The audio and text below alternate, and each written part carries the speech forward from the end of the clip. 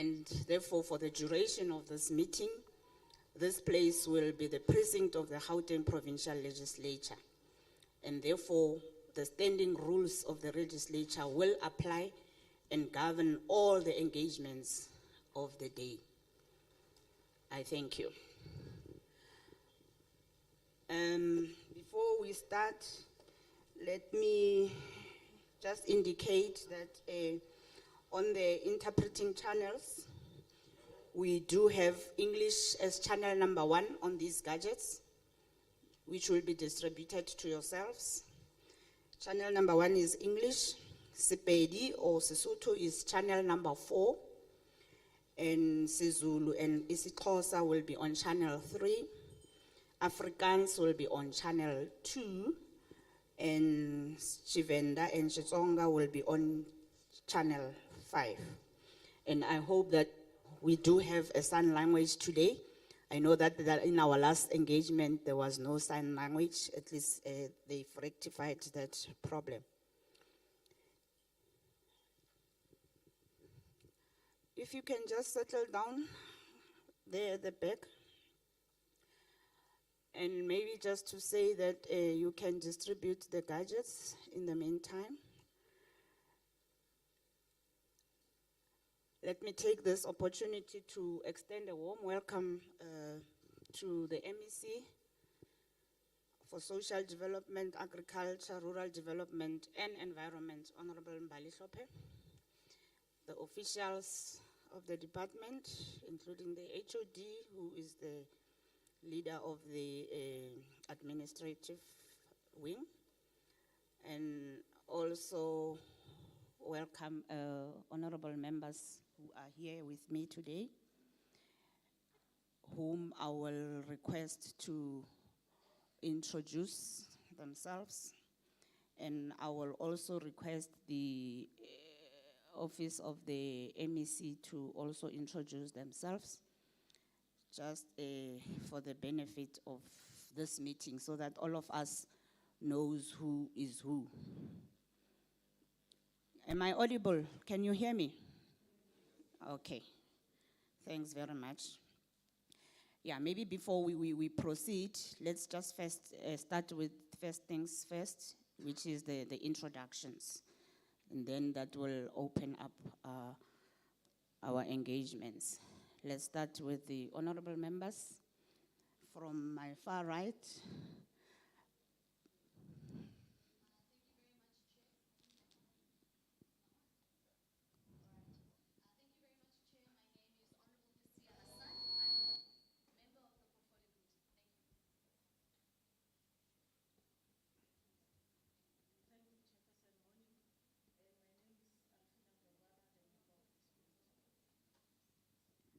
Morning.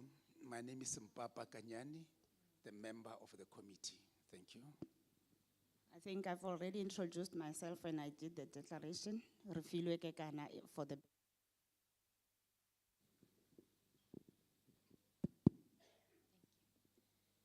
Good morning, everyone. My name is Jade Miller. Morning, everyone. My name is Sergio Dos Santos.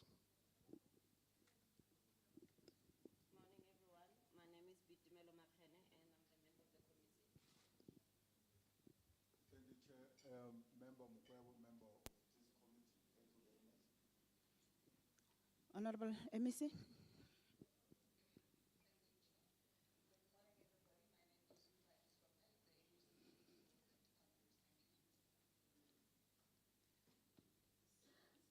HOD. Good morning, Honorable Chairperson and Honorable Members. Good morning, MEC. Good morning to my colleagues and everybody. My name is Matilda Gasela. I'm HOD for Agriculture, Rural Development and Environment. Can I introduce the team? With me on my right-hand side, it's Acting GDG, Ntate Mutlajo Maika Pia. On my left-hand side, we have the CFO, Ntate Rulani Pelembe. We've got the Chief Director responsible for Agriculture, Ntate Mncedisi Madolo. We've got the Chief Director responsible for environment, sustainable use of the environment, Ntate Loyiso Mkwana. The Chief Director responsible for rural development, Me Khari Manotwana. We've got the Acting DDG for transversal services, Me Bola Abimbola. We've got the Financial Management Director, Ntate Perry Venter. The Director responsible for monitoring and evaluation, Samu Muringai. And then we've got Governor Naomi Kabinde, who's also Director. And then we've got the Acting Chief Director for Veterinary Services, Dr. Rabulau. Wynton is the name. Thank you very much. Thank you very much. Thank you very much, HOD. Thank you very much, HOD. Honorable members, colleagues, and all our guests. As you all know, the legislature oversees the administration of the provincial government and the premier, as well as members of the Executive Council, who are required to report to the legislature on the performance of their responsibilities. So the purpose of this meeting, therefore, is to allow the department, led by our Honorable MEC, to make presentations as follows. One, the department will make a presentation on the department's fourth quarterly performance report for the 2022-23 financial year, wherein they will outline the overall non-financial performance progress for the 2022-23 financial year, which means from quarter 1 up to quarter 4. And quarter 4 performance, which will include areas of performance as well as areas of underperformance. They will also make a presentation on the budget allocation on the medium-term expenditure framework report for the 2023-2024 financial year. I wish to further extend my warm welcome to the invited stakeholders across all the 5 regions, and they are as follows, and I hope they are all here, and I think those that are not here, I will get an indication as soon as they come so that I can acknowledge them. And in our midst, we do have invited stakeholders who are from Soshanguve, Umkariso Women in Water Cooperative, and from Zirbecom and West Rand, the Fresh Living Garden, Reahula Development and Projects, Zondo Lelo Projects, Rekaufel Agriculture Projects, Vuguzenzele Agriculture Projects, Makwe and Kids Consortium, Tutukane, and SS Foods. And from Ivory Park, we do have the Youth Explosion and Elderly People. From Aikenhof, we have the Step Ahead Community Catering and Projects Cooperative under Sawiko Incorporative.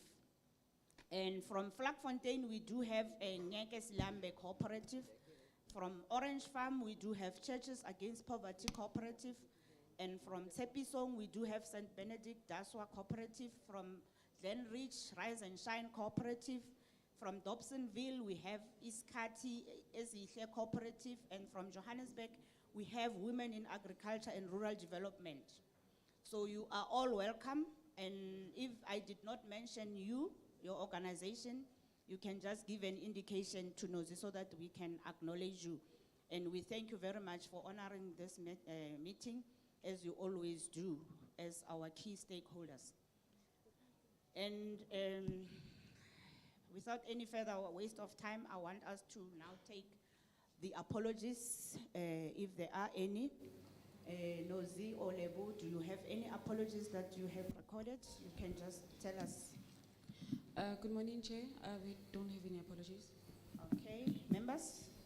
From the members' side, I do have an apology for Member Hassan, who requested to leave the meeting at 1 o'clock because of other pressing engagements. So I don't know if I've got there's any other apologies. Or the other apology is from Member Engelbrecht, who will join us in a few minutes. She had to start at the legislature to sort out her laptop. So those are the only 2 apologies from this table. And in terms of the agenda, our agenda is a short agenda today. And like I said, in our previous meeting, we did have 2 sets of minutes that we deferred to this meeting. In fact, it was just 1 set of minutes that we deferred, Nelebo. The other one was just for correction, but we adopted the minutes. Yes, Chairperson. Okay, so the 2 sets of minutes will be the one that we deferred and the one from the last meeting that we had. So we will deal with only 2 sets of minutes. That will be a quick exercise. And then it will be followed by the presentation by the Department of Agriculture and Rural Development on the 4th quarterly performance report for the 2022-23 financial year, which will be followed by discussions, submissions by members, as well as yourselves, stakeholders, on this presentation that we'll make.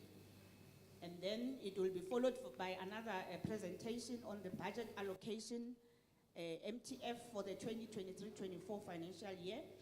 And it will also followed by discussions, submissions by members and stakeholders equally. And then item 6 will be on resolution tracking, followed by provincial bills, the NCO bills, petitions, correspondence on item 10, and item 11, there will be any other matters arising from the table, which means the members will just raise any other matters arising. And then we will adjourn and announce the date of the next meeting. So that is the agenda as tabled, honorable members. If I can get a mover and a seconder for the agenda so that we can proceed with the meeting. Chair.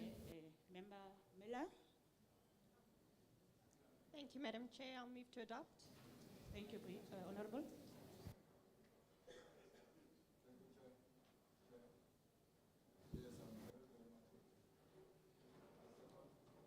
You second. Thank you very much.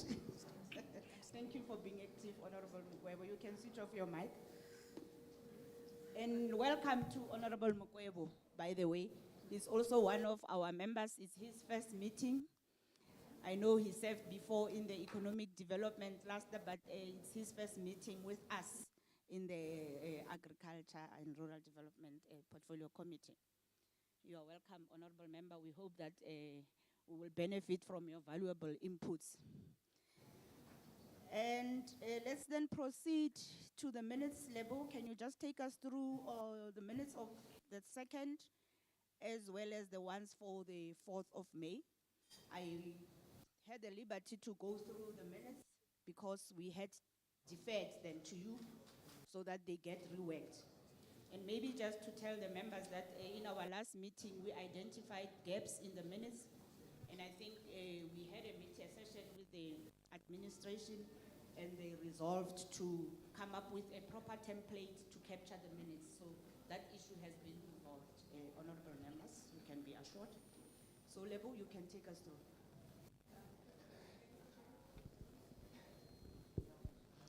Thank you, Chairperson.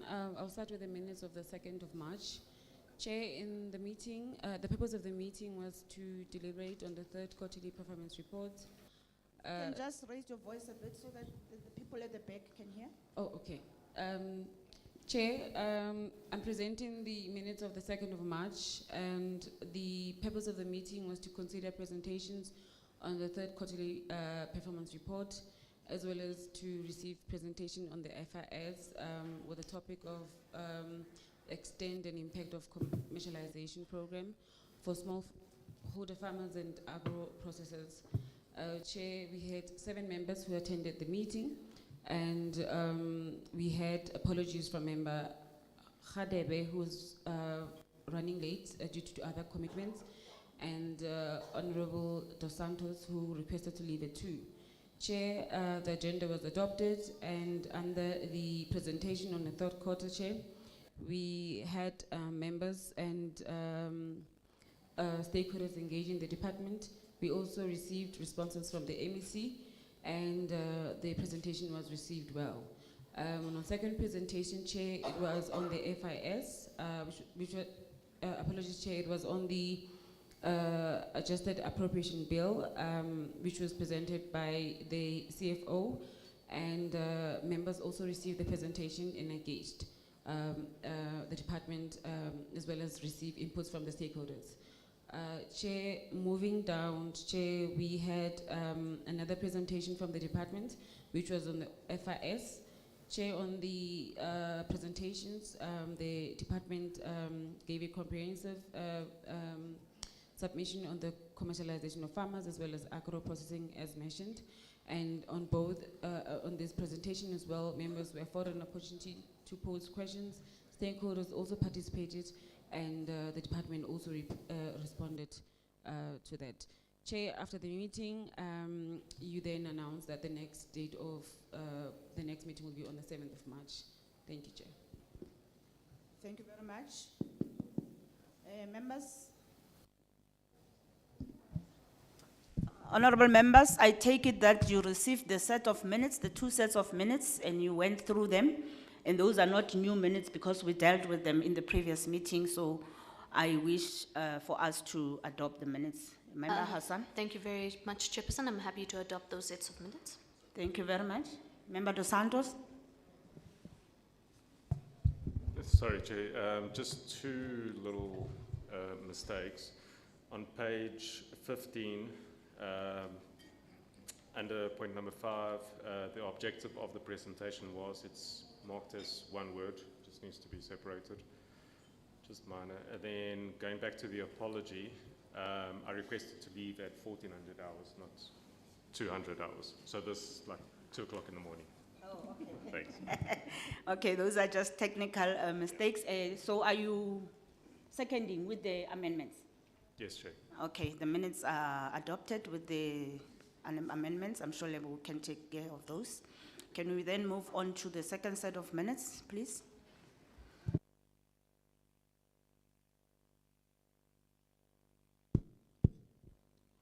Chair, I'm presenting the minutes of the 4th of May, which was a meeting we had last week. Chair, on this meeting, the purpose was to consider a presentation on the draft committee second term program. We also received 2 research analyses on the 4th quarter report for 22-23 financial year, and we also received analysis on the budget allocation for the 23-24 financial year. In that meeting, we had 8 members that attended, and there were no apologies that we received. The agenda was adopted, and under matters arising, members had raised the concerns that they did not have received calendar appointments, the struggling with the logging into meeting, and majority of them did not receive documentation. Chair, the motion for that concern was that the administrative team will ensure that they work together with the IT team to ensure that this challenge is addressed. In the same meeting, Chair, we had 4 minutes that needed to be presented. The 9th of February was adopted. On the 2nd of March, minutes were deferred to the next meeting, which is today. And the 7th of March, the minutes were adopted with amendments, and the 23rd of March minutes were then adopted. Chair, under the presentation of the second draft term program, we presented on the activities that will take place in this quarter, and members adopted the presentation as a working document. The second presentation was on the research analysis on the 4th quarter for 22-23, and members received the presentation and agreed that further questions will be posed to the department when we meet them today. The last presentation was on the research analysis of the budget MTF allocation for 23-24. In the same presentation, Chair, members thanked the presenter for the comprehensive presentation, and also raised the concerns that, no, not concerns, rather, Chair. They will also pose further questions to the department in this meeting. Under resolution, there was none. Provincial bills, none. NCOP, none. Petitions was none. Correspondence was none. Other matters, Chair, you mentioned further that we needed to ensure that members do receive documents for meetings 2 to 3 days prior to the meetings, and we must ensure that IT does sort out the issue of the technical glitches that we had. And lastly, Chair, you announced that the next meeting will be on the 11th of March at 10, and that members will be informed of the SEM finalization on the venue. Thank you, Chair. Thank you very much, Lebo. Honorable members, the minutes are tabled for your perusal and correction.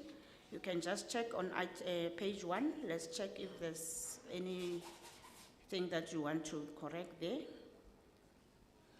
None? Okay. Let's go to page 2. Anything that you noticed there that needs to be corrected? None? Okay, page 3. Nothing? Okay. Yeah, that is the last page, honorable members. So you do confirm that this is a true reflection of what transpired in that meeting. If I can have a mover and a seconder.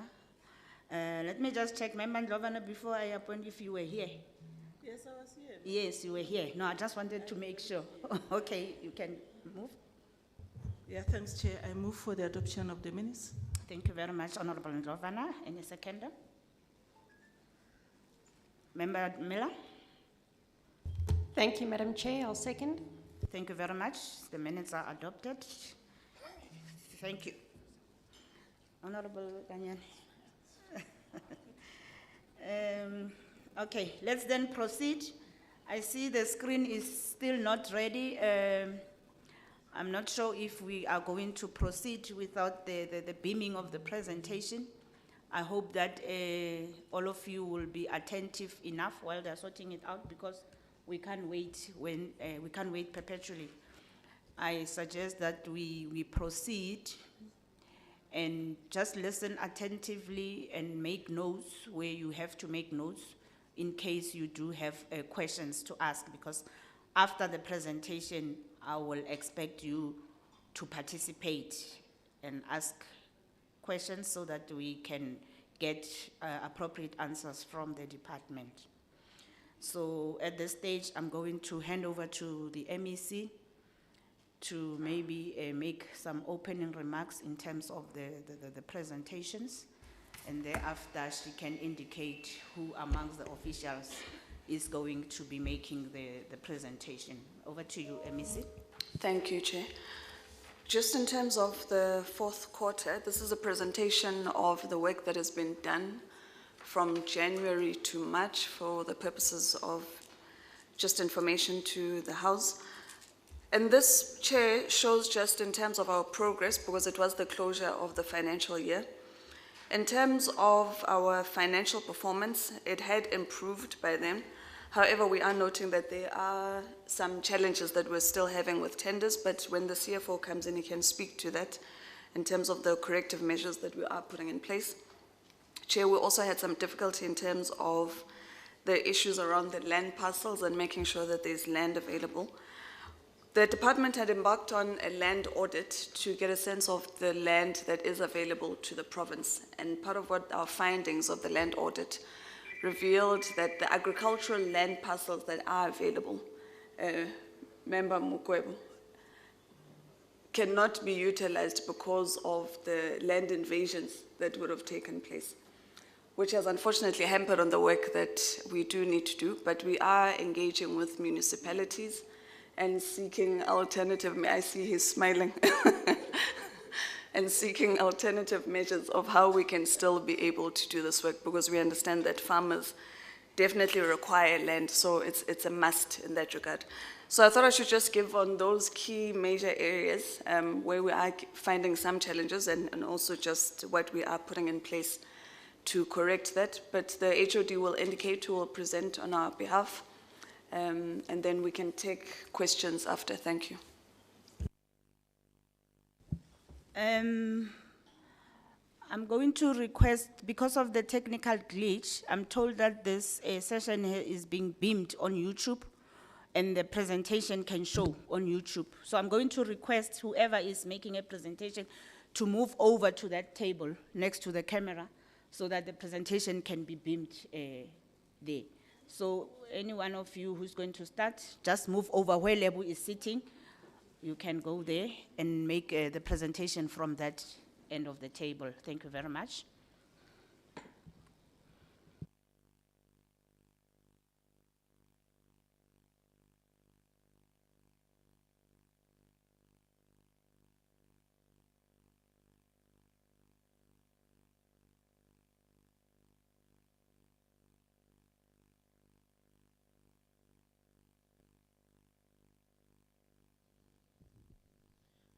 Thank you, Chairperson. Good morning, Chairperson, honorable members, honorable MEC, the HOD, colleagues, and all the stakeholders. I'm here to present the fourth quarter performance on behalf of the department. So this presentation will just reflect as to how we have performed for the fourth quarter as the department. So overall non-financial performance progress for the department, Honorable Chairperson, we are sitting at 80%, and of which 20% of the targets have not been achieved.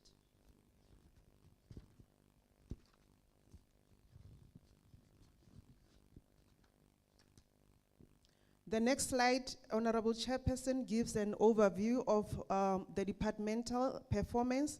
So in total, the department had a total of 145 indicators, and out of that, 33 of those indicators belonged to administration, and 24 of those indicators were achieved. So for administration, honorable members, we are at 73%. And for agriculture, we had a total of 68 indicators, and out of 68 indicators, a total of 61 indicators have been achieved. So for agriculture, we are sitting at 90%. And lastly, for environment, we had a total of 44 indicators, and out of that, 31 of those indicators have been achieved. So for environment, we are at 70% in terms of achievement. The next slide, Chairperson and honorable members, it kind of talks to departmental achievements. So the first slide would talk on what is it that we have achieved as administration, but I'll just give a highlight synopsis in terms of the cross-cutting priorities in terms of how we have achieved. Mainly, the first one, it talks to issues of procurement, where we are at 100%, and looking at one other cross-cutting priority, which talks to people with disabilities employed within the department. We are at 3% against the target of 2%. And lastly, in terms of women representation in the department, we have achieved a total of 100% for black women employed in executive management positions. And again, in terms of this other cross-cutting priority, in line of TEPO 1 million, in terms of work opportunities that were created through TEPO 1 million, we had a target of 750, and we were able to achieve a total of 1,628. So this slide, it was more on the cross-cutting priorities in terms of administration. And then moving on to agriculture, where we have achieved a total of 90%. So I'll just give a synopsis in terms of the impact in terms of our achievements as outlined to departmental priorities. The first one is on the green jobs created. We had a target of 100, and we have achieved a total of 342. And we also have overachieved in most of these indicators in terms of our priorities, in terms of TISH alignments, and also to mention that all these priorities, we do implement them in our 50 poorest wards and also the 26 PTPs. The first one is on producers supported in the red meat commodity in Q4. We had a target of 3 and we were able to achieve a total of 7. And for producers that were supported in the grain commodity, we achieved 10 against the target of 11.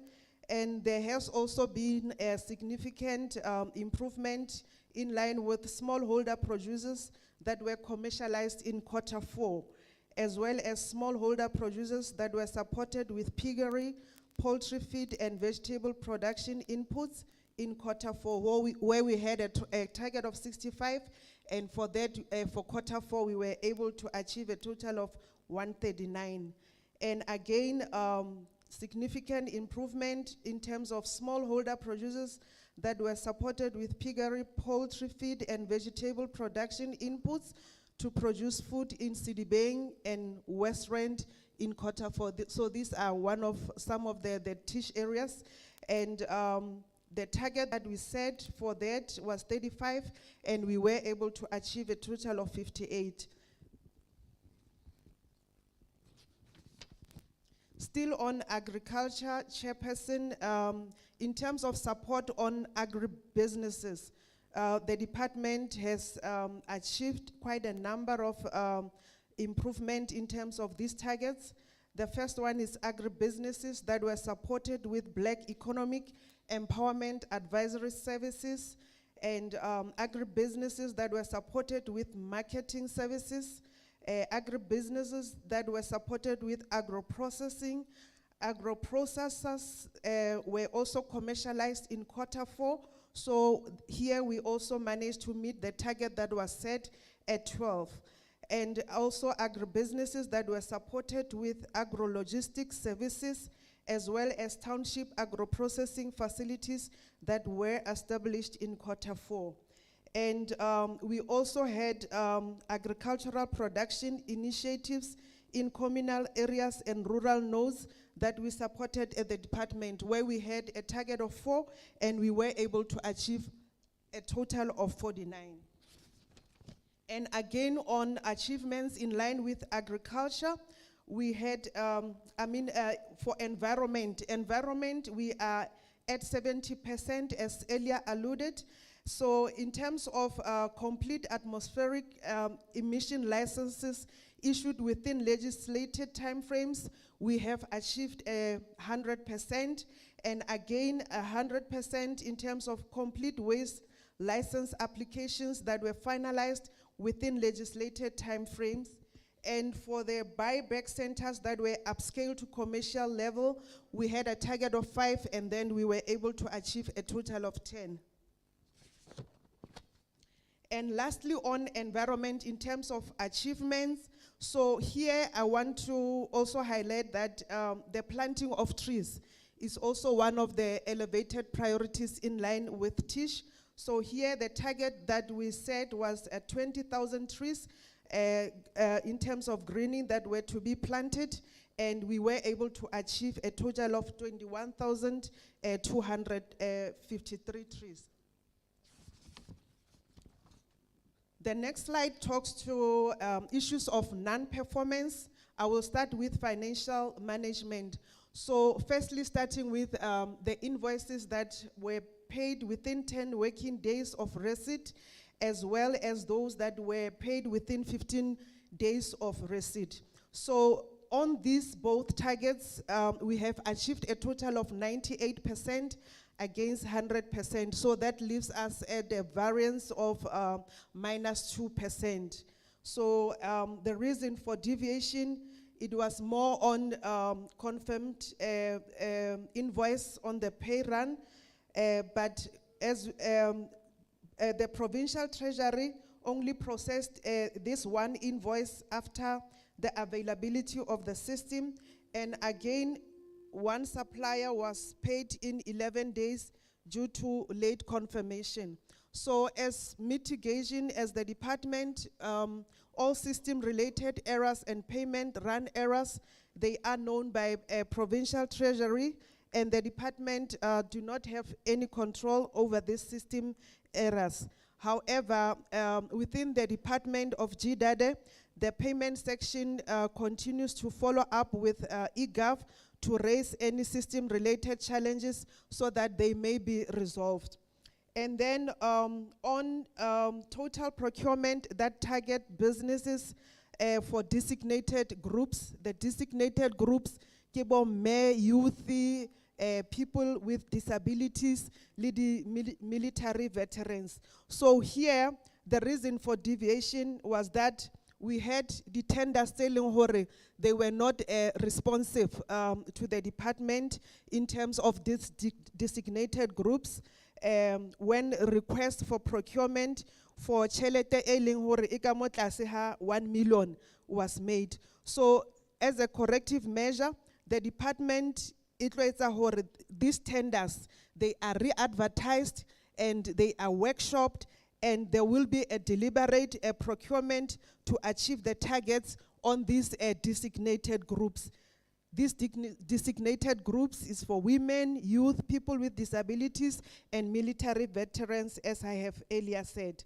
And on total procurement that targets on cooperative businesses, we are at 0% against the target of 15%. So here what happened is that during the reporting period, the commencement of preferential procurement regulation, it posed as a challenge due to specific goal requirements. So as a corrective measure, really department, we have reviewed the SCM policy and the SOP in line with the PPR 2022.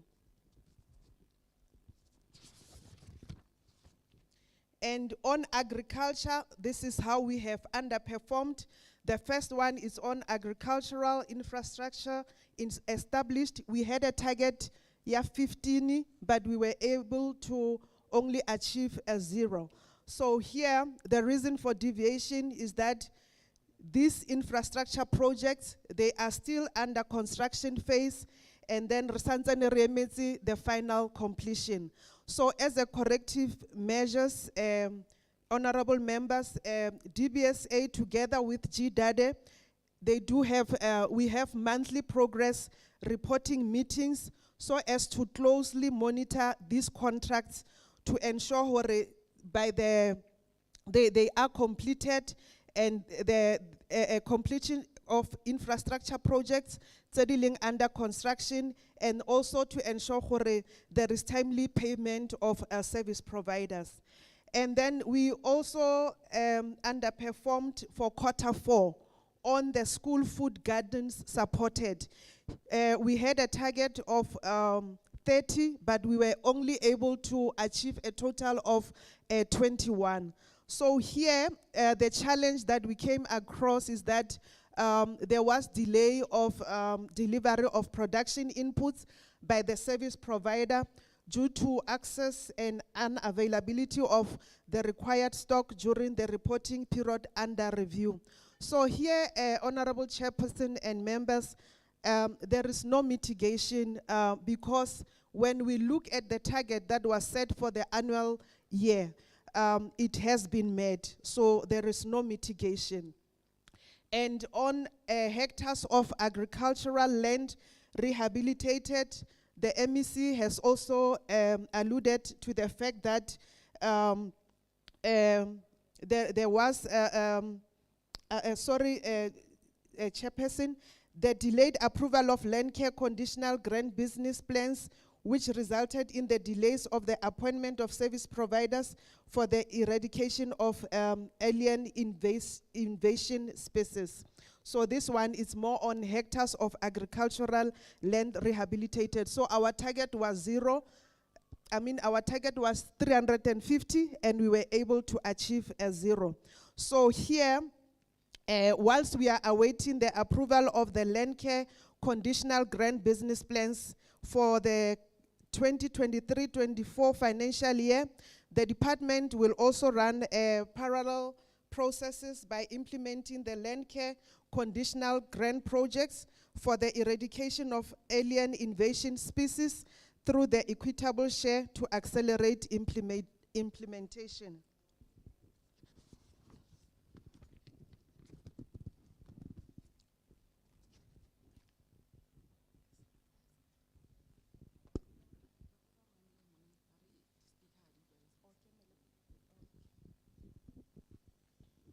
Sorry, Chairperson and honorable members, I've been requested to stand here because seemingly there are challenges that side.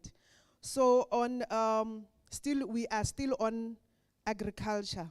So this is where I wanted to mention that the MEC has already alluded to the fact that there has been audit on the land audit project. The report has come out. So here, for hectares of agricultural land released for food production purposes and agricultural land allocated to youth farmers for agricultural production, as well as agricultural land allocated to women farmers for agricultural production.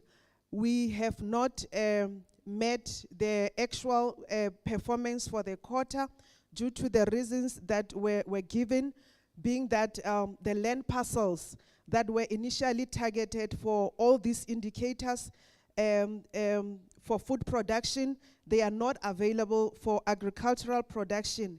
And furthermore, this was confirmed by the land audit project final report that the MEC was referring to, which indicates that there's no GPG land parcels available for agricultural purposes. But then Runarali Department here, Agriculture, Rural Development and Environment, we are exploring alternative resources. We are exploring alternative sources of land parcels, such as the private sector, municipalities, and our national department. And we also had a target that talks to establishment of agri-parks. So here, our target was 1, but we were not able to achieve this target. So here, being that there were delays for implementation of phase 1 work by DBSA. So as a corrective measure, Chairperson, honorable members, and the stakeholders, DBSA has been requested to prioritize phase 1 work implementation, and the department will form part of the work that is to be done by DBSA. And then moving on to environment, on administrative enforcement notices complied with, we had a target of 65%, and we were only able to achieve 13%, and that leaves us at a variance of minus 52. So here, the reason was that some administrative notices were not yet complied with because the timeframes that were stipulated on the enforcement actions issued had not yet lapsed. However, we do have a corrective measure so that our environmental management inspectors are to continue following up on this to ensure that there is full compliance. And on the S24G applications that were finalized within 60 days of payment of administrative fines, again here there was no payment that were received for some of these applications, and as a corrective measure, finalization of decisions is dependent on these applications for which administrative fines have been fully paid. So there we had a target of 5, and we were only able to achieve a total of 4. And on designated environmental management inspectors in provincial departments and local government, we had a target of 8, but we were only able to achieve a total of 2. So here what happened is that during the current financial year, I mean 2020, the previous financial year, 2022-2023, only a total of 2 officials were trained, and they were appointed, they were trained and designated as EMIs. And only these 2 officials were the only officials that were designated during the financial year. So I want to explain that as a corrective measure, this indicator is demand-driven and dependent upon the appointment of new officials within the inspectorate, both provincially and within the municipalities, and that requires the EMI basic training for them to perform their environmental management inspectorate tasks. And again, on environment, in terms of EIA applications, the target that we set ourselves was 100%, and we were only able to achieve a total of 89%.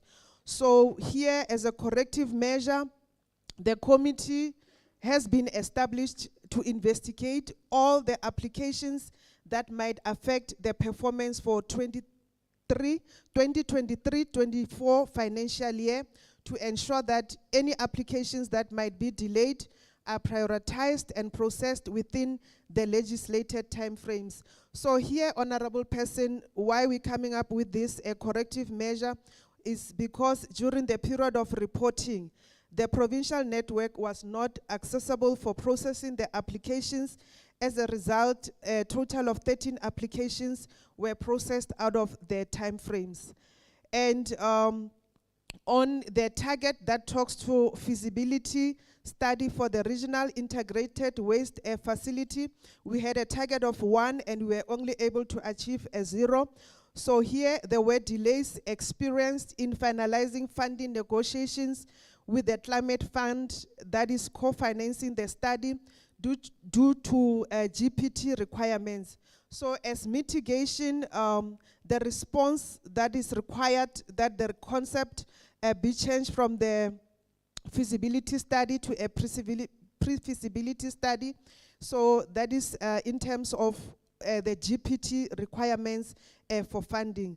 So here what will happen is that a service provider was appointed in February 2023 to undertake the pre-feasibility study so that this work is being done. And on waste recycling co-ops that were trained, we had set ourselves a target of 50 co-ops that were to attend the recycling training. However, only 47 were able to attend this training. So here, there was lack of response from other targeted back centers and co-ops that were invited for training. As a result, we only ended up with 47 out of 50. So as a corrective measure, the department will consider accessing potential trainees through other means, such as waste pickers, associations, TEPO 1 million, etc. And on the waste recycling co-ops that were formalized, only 5 were formalized out of 50, and this was mainly due to technical errors with the CIPC system, and the department does not have control over this CIP system, so here there is no mitigation. And lastly, on environment, on the Gauteng waste minimization regulation promulgated, we set ourselves a target of 1 for Q4, but we were not able to achieve this target, mainly because the TORs required probity auditors' approval, and again, awaiting the minister's concurrence. That also talks to Gauteng Waste Information System updated with correct data. So here, as corrective measures, the probity auditor commented on the TORs, and the amendments have already been effected in line with the probity auditor's comments. And there was a meeting that was held with DFFE officials to pursue the minister to sign the concurrence letter. And on a standardized cost reflective tariff model developed, again, we were not able to achieve this target against the target that was set for Q1, which was 1, and we were not able to achieve this target due to delays appointment of the service provider. So as part of mitigation, the service provider was appointed on the 23rd of January, and the study is underway and will be concluded next month, June. And a request for rollover of funds was also submitted to finance to allow for the final payments of the service provider within financial year 2022-2023 budget. And then lastly, on hectares under conservation, The department experienced lengthy processes that preceded publication of the declaration notices and could not be achieved within the anticipated timeframes due to various dependencies, including delayed responses from various stakeholders. So under these hectares, under the conservation estate, the target that we had as the department was a total of 89,012, and we were only able to achieve a total of 87,430. So that leaves us with a minus 1,582 average variance. And lastly, on stewardship sites assisted to increase land under conservation through the biodiversity. So here is the same reason that we have given above, that the department experienced lengthy processes that preceded a publication of these declaration notices. So the same corrective measure still applies, whereby the department will continuously address challenges experienced due to external dependencies delaying the declaration process. And then that brings us to the end of presentation on Q4 2022-2023 non-financial performance for the Gauteng Department of Agriculture, Rural Development and Environment. Thank you, Chairperson and honorable members. Yeah, thank you very much for the presentation. And my apologies once again that we cannot beam the presentation, but I'm glad that in the absence of the beaming, there is much more concentration from your side. I can see you are listening attentively as the presenter makes the presentation. There is a presentation, honorable members and our stakeholders, the fourth quarter performance report. There were areas of performance which were highlighted, as well as areas of underperformance. And the presenter also, stated the reasons of underperformance, as well as the corrective measures that the department are going to take so that they remedy the situation. And I think most of the reasons are more technical, and they do have red tape, undertones of red tape in them as I go through them. But at this point, I'm going to invite hands. I'll start with the table. The members can engage the presentation, and thereafter I'll give you an opportunity as our fellow partners to also engage with the department. Can I get a sense? Member Hassan, you are number one. Member Ndlovu, number two. This side, is there anyone who wants to comment? Okay, only two hands. Over to you, honorable member. Thanks very much, Chairperson. I just have 2 or 3 points. Let me start by welcoming the presentation. I do hope our community members were able to hear and see, because I think it was a little bit of a challenge here and there, but I know the department on their social media, on their Facebook, and on their Twitter, there's a lot of information. So those who are able to, it can always be access to that. Chair, I want to start with the underperformance elements, but specifically on procurement spend. So if you look at the procurement spend on designated groups, that's women, that's youth, that's people living with disabilities, that's military vets. And from what I could hear during the introductions, quite a number of the members of the public who are with us belong to those groups. And there is an under spending or an under achievement of those targets. Now, when you look at the mechanisms to fix that problem, it says, oh, we'll target those groups. Now, that's not sufficient enough. I think what we need to say is what kind of training, what kind of capacity, and I can already see, because I know we agree on this, are we doing for those groups when they put forward tender proposals? Often we don't know what right documents to put forward, how to put it, and that really is just a skill kind of thing.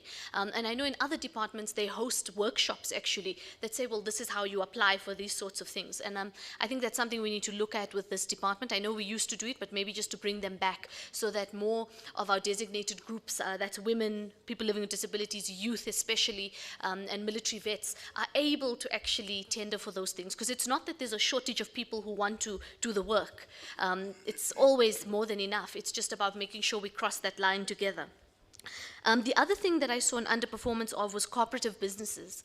And that's also quite worrying, Chair, because we know agriculture and some of the most fundamental parts of it is through cooperative farming and is through cooperative agricultural business, because that's more small-based, it's more subsistence, but it's also more in our townships and more in communities that are underprivileged. So when I saw that, it's also a cause for concern, and I think it's something we need to also zero in on with the department so that we can see what we do. And then on that, for payment areas. So, for example, I sit and chair the portfolio committee that covers eGov. If there's an issue, tell us. You can even write to us as the portfolio, so that when we meet with eGov tomorrow, I can say, but eGov, you're saying all these great things, but actually we have an example of a department who's unable to pay suppliers on time because of your system. Because they tell us the system is perfect. They say that departments don't know how to use the system or they don't use it properly. So that's also something I want us to look at. Or if the problem is with Provincial Treasury. The National Agriculture Department made an announcement that there's funding for alternative energy, but it's going to be accessed through the land bank. But that funding is for alternate energy to help various agricultural operations. Irrigation, the value chains dealing with cold rooms, abattoirs, ripener rooms, because we know when there's load shedding, those things shut down. So I'm just interested from the department's sense, if you guys know which group of farmers will be supported, what are the requirements, how do people apply, because it's a really great thing, but we need to make sure it comes to our communities on the other side. And I think the last thing, sorry Chair, it's not directly relevant to Q4, but it should be. Many people in the room will know and will have heard on the news, there is a problem with vaccine supply in the agricultural space for cattle. I think it's foot and mouth, and there was another one. Yes, there's a few of them that came through. And I also want to know what the department is doing to mitigate that, because that's a national problem. But of course, we know Gauteng always, because we are the center of the country, we always get hit the hardest, because everyone moves their cattle and their livestock, rather, through our province. So if there's a breakout, it always happens here as well. Thanks, Chair. Thank you very much, Honorable Hassan. You're correct. In fact, on the procurement spend, it's actually zero on military vets and zero on cooperative businesses, which is a concern, especially in Q4. You know, if it was in Q1 and 2, it would be understandable, but to be at zero still in this the last term, it's a real concern. So it shows that there was no intervention in that space. Honorable Ndlovu, you can come in. Thanks, Chair. Mine is not long. Also apologies for arriving just a bit late. Chair, I just wanted clarity, man. Under non-performance, under infrastructure projects, the department reported that the target was 13. And they could not achieve anything. And the reasoning there, in the main, speaks to the projects being on construction phase. And the mitigation, the department says they will monitor closely between themselves and the DBSA. So I just want to get a sense, because the department had targeted 13 for this quarter, and they are saying they are going to monitor closely. Are there problems in relation to infrastructure projects? I just want to get a sense there. Thank you. Chair, I didn't raise my hand. My apologies. Can you, after you're done with others? Yeah, when I declared this precinct, I also said the rules of the legislature applies. So if I call for hands, hands must come up. Let's not be creative and be taken by a brainwave. But you are recognized, Honorable, because it's your first meeting, you are allowed to make such mistakes. Over to you, Honorable Mukwebo. Thanks, Chair. For your indulgence, but I think I will bring Member Hassan. We served in this committee in 2019, and then through some political intervention, I ought to be taken to another committee. But I'm back again. It's not like I'm new in this committee.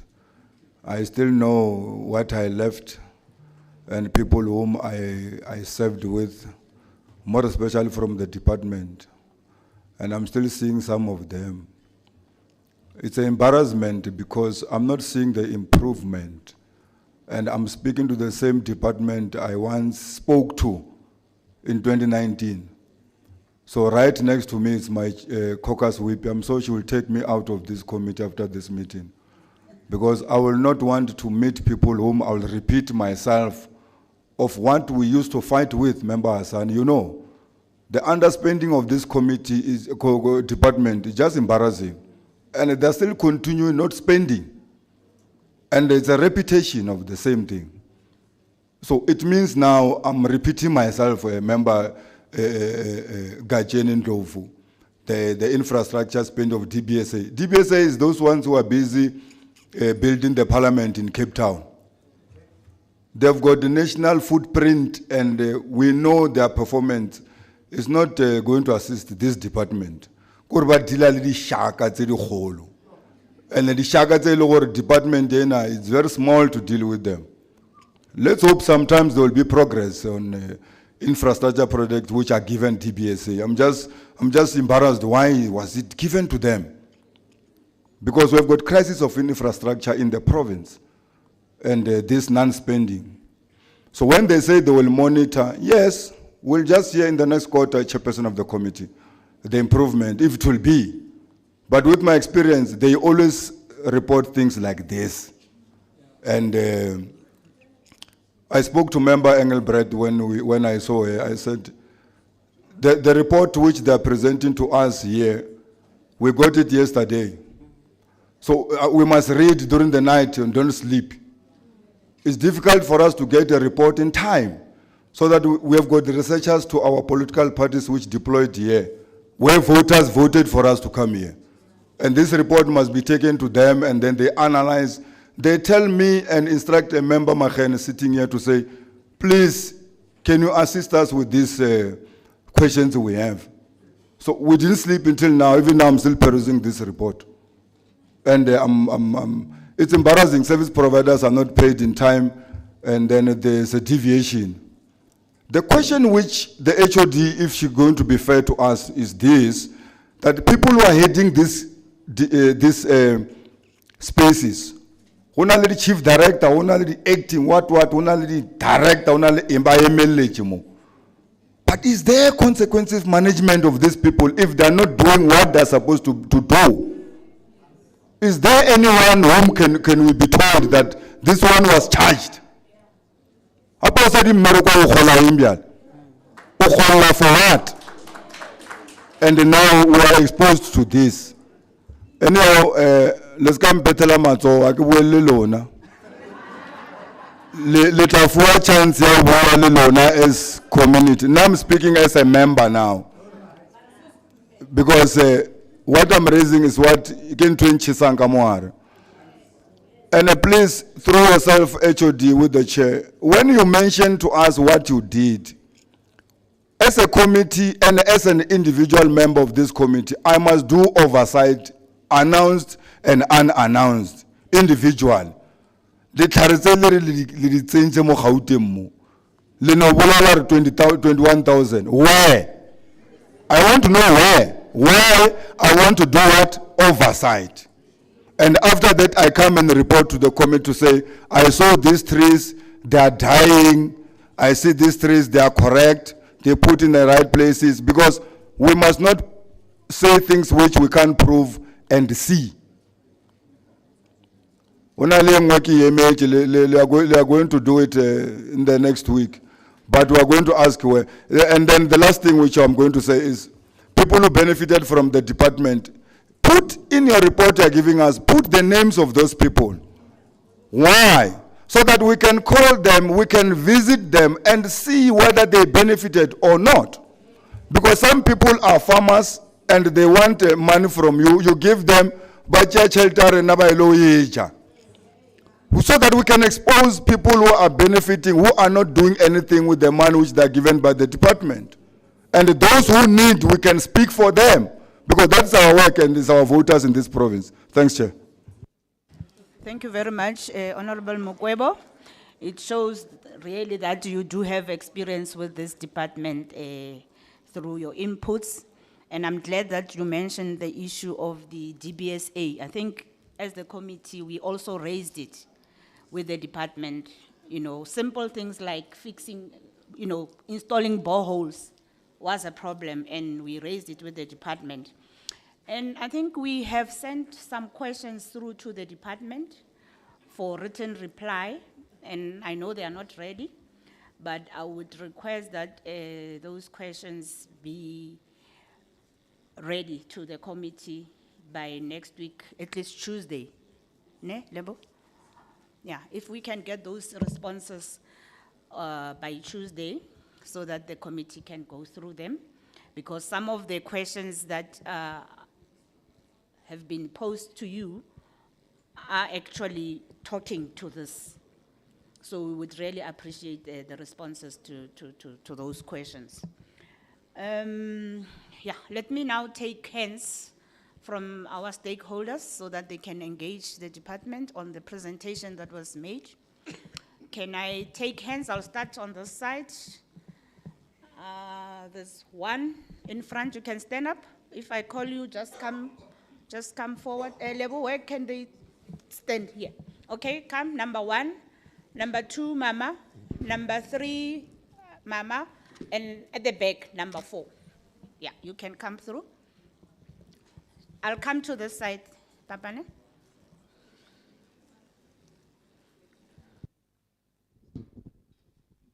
Good morning. My name is Viwe. I'm from the Western Zerwecom, to be exact. That's the community. Thank you, Honorable Chair, and all protocol observed. Thank you, Ms. MEC. I'm afraid I'm coming up here as a young person who is growing up in an agricultural holdings, an area called Zerwecom. I'm not gonna be vast. I'm not gonna go into the whole region, just the area, just the community. I'm hearing numbers of around 90% of people who are serviced in agriculture. But in my area, I would like to believe there's none. Why I say that is because with the help of the young people and the elderly, I've made my own research, and to find that over the years, we have been crying over the same cry. Like, for instance, water has been a serious issue in the area, yet rainwater is got a borehole right under the area, apparently selling to every other community around. So that is a very big challenge, you know.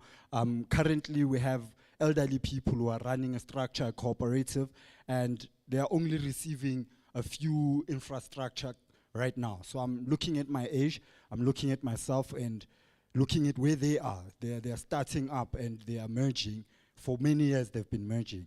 I'm wondering, are we ever gonna get to the commercial rate, whereas the community like that has no facility, an agricultural facility to aid those who are willing to go into the space.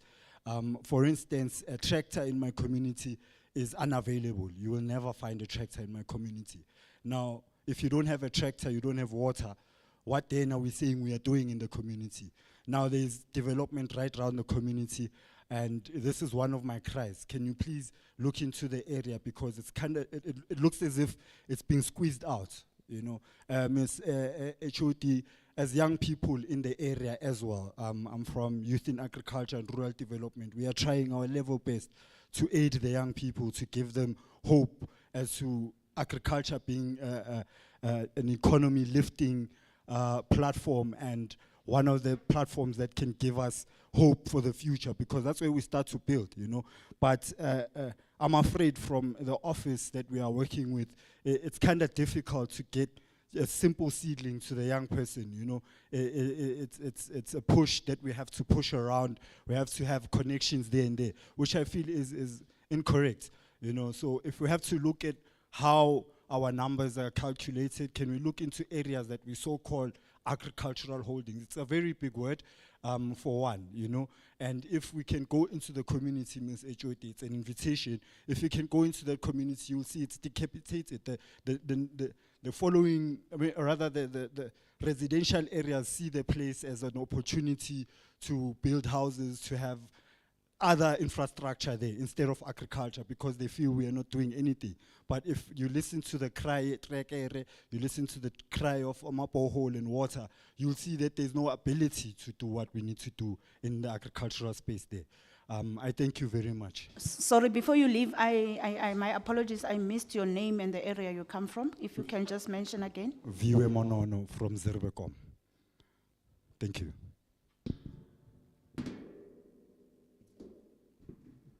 The next speakers, if you can also introduce yourselves and the area you come from, I'll appreciate it. Dumelang bomme le bontate. Nna ke Mme Charlotte Moningi, ke tswa ke le ko Vosloorus. Eguruleni. Under what? Which is agriculture and rural development. Bomme le bontate, I'm just becoming very much more disappointed. Because of why Riatamo every time I invite you. Re kenya di addresses tsa rona, re kenya di email and everything. But re tle ko meeting or sa tsebeng go the last meeting le go bua ka eng. Go re tle really prepared le rona. Then why should we leaving all those details and when you people doesn't want to send us all those? Because hona no chance re memorize tsotlhe dintho tse neng tse le bua ka tsona, report e ene le re fa yona. I don't think that is well. Bontate le bomme, re a le kopa hle, don't fail us. What's nna pele ya ka e ba botlhoko, more especially because I'm one of those people who are fighting for the so-called freedom. Today. Because of alertagisa ka batho ba ne re lwana le bona. Ke ba ma Africa a tlholega, they are failing us. Gona no mabitso a teng a ba di cooperative a bo di individuals re atla ko di meeting. Mara libitsa batho for training le re batho ne ba shota ba training only for the 9 came. And while there's a lot, I'm doing agriculture, I'm doing recycling at the same time. I've got a cooperative, I've got my own individual things which I'm doing. Moke le mangteng a ke famako an open space. Ye lo gore le ko officing a ke kgone le thola connection ya gore ba ka kgona re ba nthusa. Re bon kgone re tletse pleke mol. Hardly bowl. Ha ba kgone re ba ka re etsetsa wona. Instead of which are they going to be building? And pleke e more lemante. Inali crime engatangat. Ibile two seats since reutilize that space. For focus a crime because of I really more. Please neki ko pa lunch. But ebang serious karnati. Ebang serious. What's a nersalo anelo hore rinertoli bona morto sokola happy. Orloane raetsa gore go lokologe ya no ka re go lokologile no gona le ba ba tshwantse gore baji ba bang ba tshwantse gore ba bolae ke tlala gona no re bola ke le ke Eskom ke dintho tse ka ofela ga tsona. Oh please ma Africa ke le rena ganeleng. Thank you. Thank you, Mama. I don't know who hitting. Normally, Levali information package with the presentations given to our stakeholders. Mara today, we don't have information packages. We don't even have the beaming on the screen, which makes it very difficult, to be quite honest. I agree with Mama. It can be correct. I think let's correct it. So that Babeli information, these are our stakeholders. Bakono who follow up and check up, and Labaleko High, they must be able to engage with the presentations. So my apologies, Bahaisu. Let's proceed, Mama. Good morning, my honorable. Dumelang setjhaba sa Afrika bana ba Tharientso. Nna lebitso la ka ke nna Memorin Chisale. I'm from Zirbako. What I wanted to say, ke batla ho dumelana le la speaker Ntatolo ko bofelong, which is true what he said. You know, this is not nice. I don't know what criteria did the department take when they want to offer us something or giving us something, the seedlings or whatever. I'm talking out from experience. You know, I'm a farmer. You know, I'm a farmer since Hosansen Honali Ntate Trish Hanakom. And Menom Vulang Konyana, Ili MEC, Ilang Amfa an award, the first Gauteng female farmer. Until now, I'm still a farmer. You know, it's sad, it's heartbreaking. You know, our extension officer, you know, I like him so much, that extension officer. I report everything what I'm doing to him. He came to me, I remembering Baufile, and I was delightful. Nebamfile, 5 kilogram, ya spinach, say 4. After 2 days, she called me and said, I'm memorizing Barba, it's a mistake. Producer how at least. You know what happened? She gave me packet, you know a packet, a small packet, a white one. Back and said the seedlings gamuhari, it's a spinach. I said, this is insulting, honestly.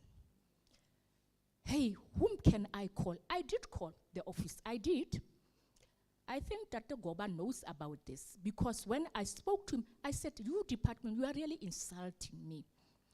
Why should you give me such little, you know, produce when I'm producing so much, I'm delivering go fresh produce market.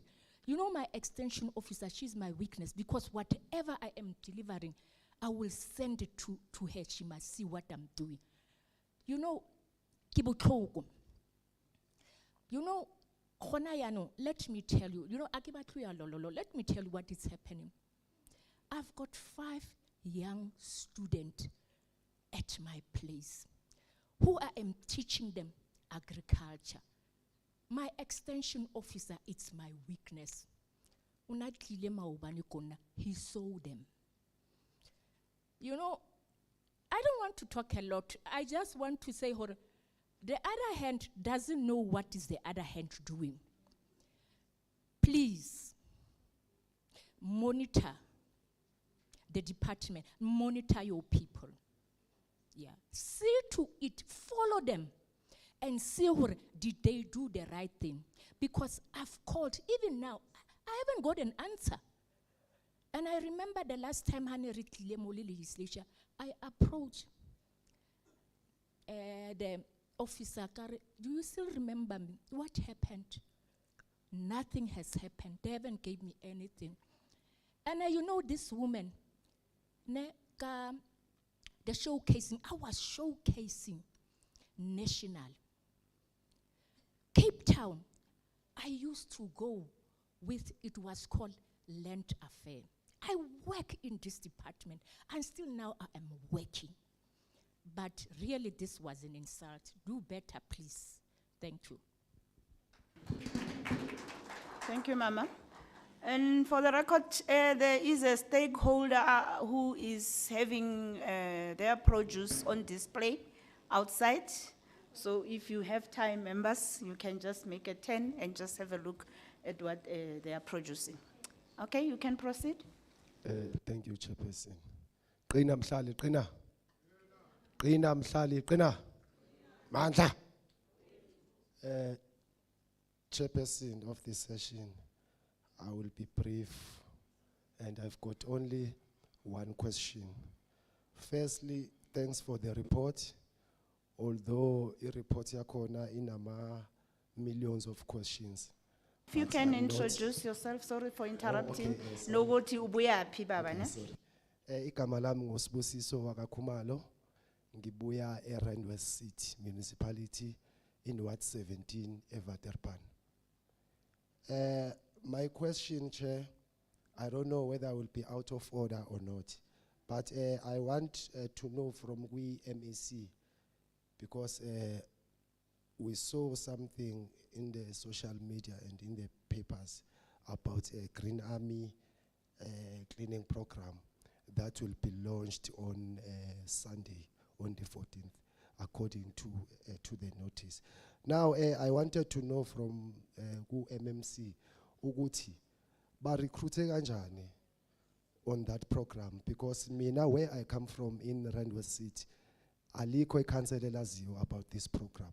When we ask them, they don't know anything. Maybe MMC maybe can give a direction on that, because abanye abantu they are bane interest on that program. Thank you very much.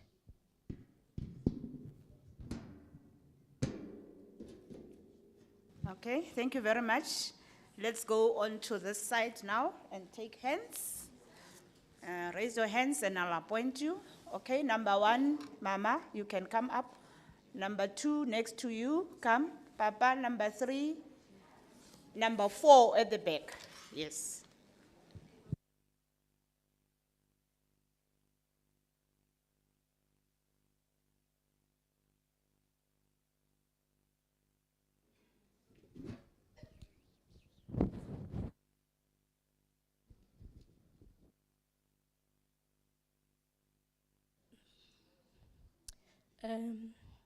Thank you.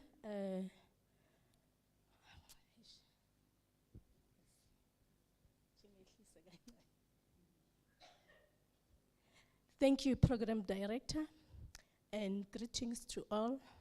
My name is Nomvula Masilela from Tshwane, Mamelodi East, Extension 5, Ward 16.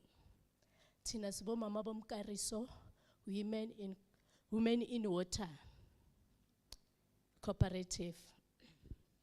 So namhlanje, the last meeting, ngcine sibonga ukuthi ke i-department ye agriculture bakhonile ukusupporta kufike la kuphi. So today nakhona namhlanje ngibongi khona la ngizobonga khona, khona la ngizokhala khona, ngizolwa futhi. Ngoba namhlanje nje muthi sikhuluma amaqiniso because of siyabona ama report khona la aleka khona information akusetshenzwa kahle. Okay. Ngizoqala nge program yethu thina abomama bomkariso Women in Water. Besine program ye World Water Day nge 24 zika March. So besiklina i-stream kanye nama partnera wethu Walter Sisulu Environment Center. So besiklina i-stream kukhona ukutesta kwamanzi, sikhipha insila laphayana phakathi kwe stream. Ne youth yethu ifundiswa ngamanzi ukuthi amanzi wethu fanele sihloniphe, kuhlale ku-clean. Sifundisa ne community si invite no community that day ukuthi bakhona ukuzobona ukuthi senzani sibo mama bomkariso. Siyatshala siku agriculture ebile futhi sisebenza siklina ama stream wethu. Sinenkinga ne water and sanitation. Sithumele invite azange babe khona. So asazi ukuthi i-water and sanitation department i-official yakhona le beyiza izosihlola since sayigcina February last year. So last week ngifonile ngenza i-follow up. Ngifuna ukwazi ukuthi i-water and sanitation isesekhona noma ayisekhona. So ngathola ubaba omunye bathu baba Makumbane in the office. What no officially leyo bayikhona yazi wangitshela ukuthi hayi iyaziphaphela nje kusho ukuthi ayiwenzi umsebenzi wayo. And okwesibili kuyatshengisa vele ukuthi i-monitoring ayikho. yona vele ayikho. Size ku local economic development ayikho on the ground. Asazi ukuthi ba reporter ini bona ngoba abazi nokuthi ama cooperative mangaki eMamelodi we agriculture. Wona vele local economic development bakithi nayo sinenkinga nayo asazi ukuthi iyasebenza or abasebenzi. Ne department environment yase Tshwane asibazi nabo solo sabagcina ngo 2017. Since there abekho. And umkariso women in water sinama awareness esiwenzayo thina ngokwethu. Senza ama cleaning campaign kuma legal dumping ne youth. And futhi into ebuhlungu phezukwaloko. Iyouth yethu okwamanje baze babalekile because of kuthiwe kune EPWP. EPWP mayikhona abantwana bagqwalisa amafomo bawayise ema-ofisini. Till today abakabizwa. So besicela today besicela asazi ukuthi nikhona ukuyitshintsha or kanjani kungasiyithe sinitshintshisa yona. Besicela nje ukuthi nisincede mhlambe kuzaba ngcono ku EPWP. Ku EPWP kunenkinga because of kuphethe thina ama comrade. Kuphethe thina ama comrade. Kusho ukuthi angazi ukuthi kuqhashwa kanjani. Kuqhashwa ngokuthi sima comrade or kanjani. Onke ama stakeholders ala ingabe uma ifika leyo EPWP because of siya clean sense ama cleaning campaign. Why kungaqalwa la kulama stakeholders la agcwele la qala before nuyathumela aye kubo masipala lapho. Because of makufika kamasipala kuyamoshakala kungena ngamagama wabantu. So siyacela ukuthi asazi nizoyibona kanjani. Sibhlungu siyasebenza ama cooperative but asitholi lutho. Thina umsebenzi esiwenzayo singena naseyikolweni siklini ikolo ama toilet wabantwana ne youth. Kubhlungu iyouth yethu ayitholi lutho. Besiklina amanzi sine youth banganawo namabhoots bangene emanzini.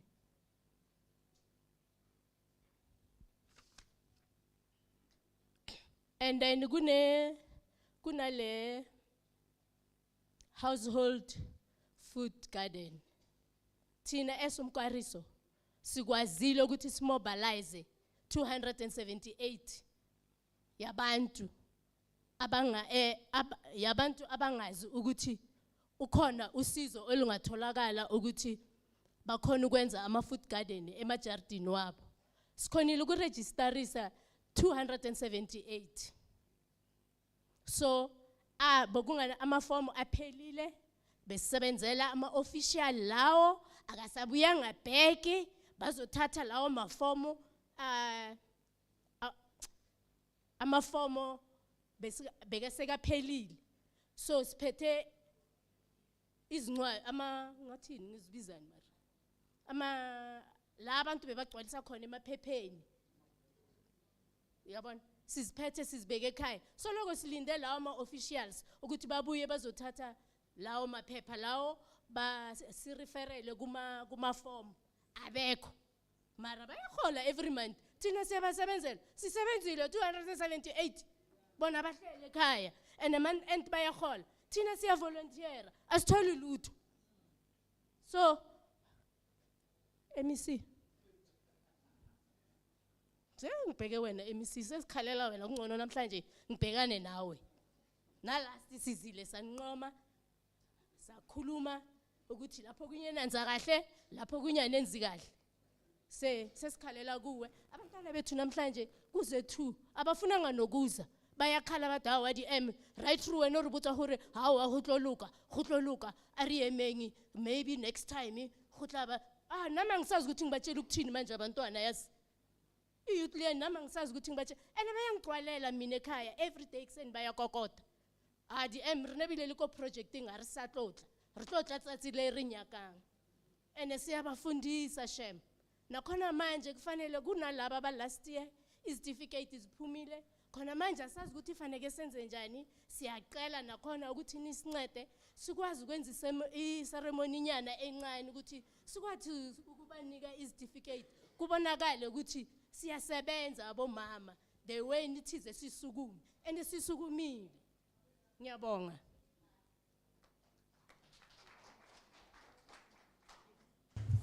Chair. Yes, member. Bengithi mama angasuki lapha.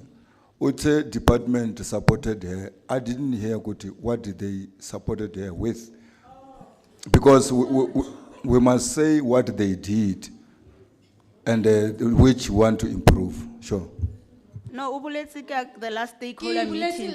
The last meeting, if you last meeting report, ya gore department e re thusitse ya re tlisetsa di worksuit ya re tlisetsa di harafu sing di harafu mifielo le di fox le di hand gloves le di tlhare tsa obera. Oh yes, le di tlhare tsa obiadiwa. So sizjalile izihlahla afterwards angithi kufike imvula enkulu yana ya destroyer izihlahla leza zonke namagadini wethu izihlahla kwasala only 6.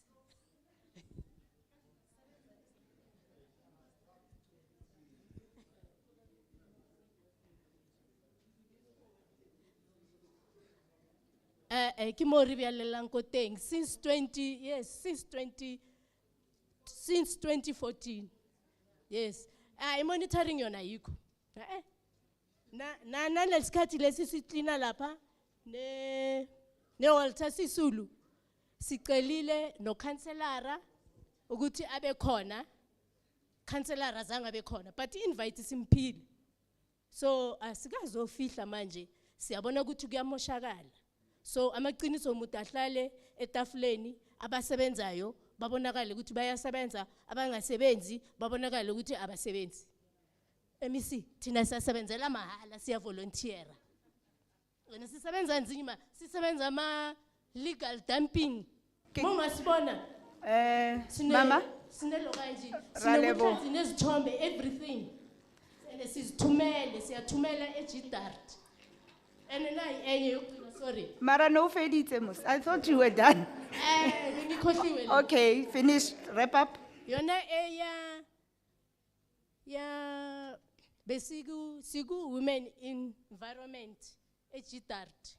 Sinenkinga thina eMamelodi because of transport asinayo. Besizibhatalela transport sisuka from Mamelodi siza eJidart sizo attend at that meeting. Fanele sicela special car asibhatelise 600 rand. Ibank book yethu khona manje asisana mali ngoba besizikhweza mara amanye ama co-ops bayabhadelelwa baye eJoburg baye eJidart naleyo sicela ukuthi nisilungisele yona. Sengicedile ke. Thank you.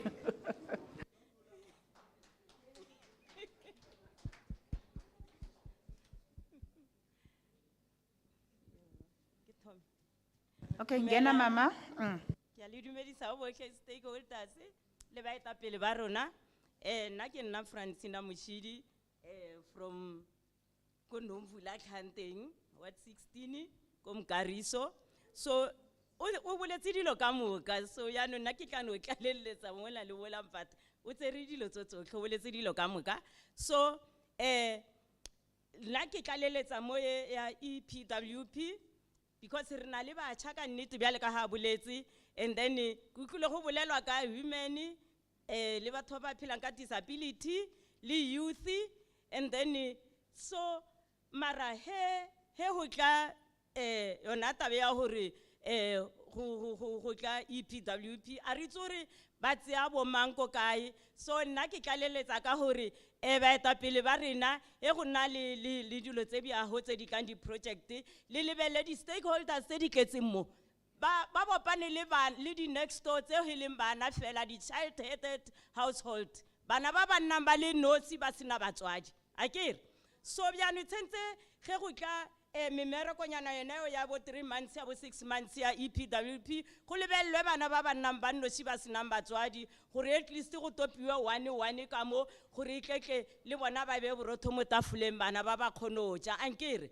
gore government ya rena e se ke ya tshenyega leina because government ya rena e ya leka ka thata mara batho ba government ya rena e ba romang ke bona ba sa ire mmereko pila so ke senya ke riago bana beso ke re a se ke ra ira mmeka shapo la tlala a re lebellaneng re le bo bohle bana ba thari e ntsho e se ke go tseiwa bana ba ditšhomi bana ba di-family mo wa teng ya rena mola rena le bana ba bantši ba ba robalang ka tlala ka ona mmušo wa rena wa democracy go sana le bana ba robalang ka tlala so nane ke re ba etapele a re di lebelleng dilo tseo se ke ra ira mmeka shapo la tlala wa ke fetsa ke riago ke senya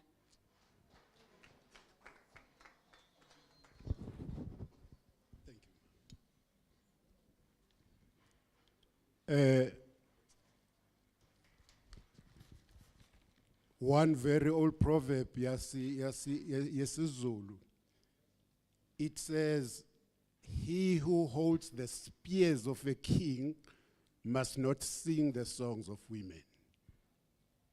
I thank you so much for all the leaders who came here to address the problems that we are facing as balimi.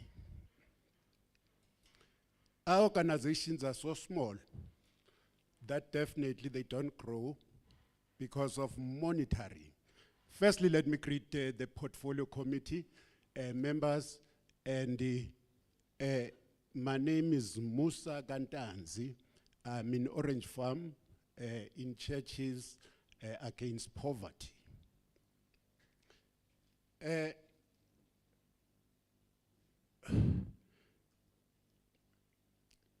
Orange Farm is one of the poorest, as it is known.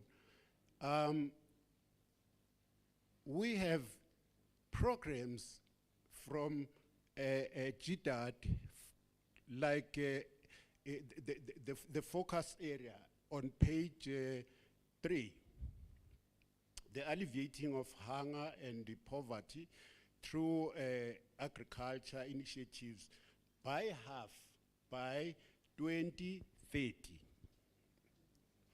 Let me tell you, 2030, I'm from Orange Farm. I have an experience of living in Orange Farm. My next door neighbor's children crying for food, and you could see them walking to school barefoot, without shoes. So I know how to sleep hungry. So if GDAD has a programs that that definitely want to make us the poor of the poorest, the better.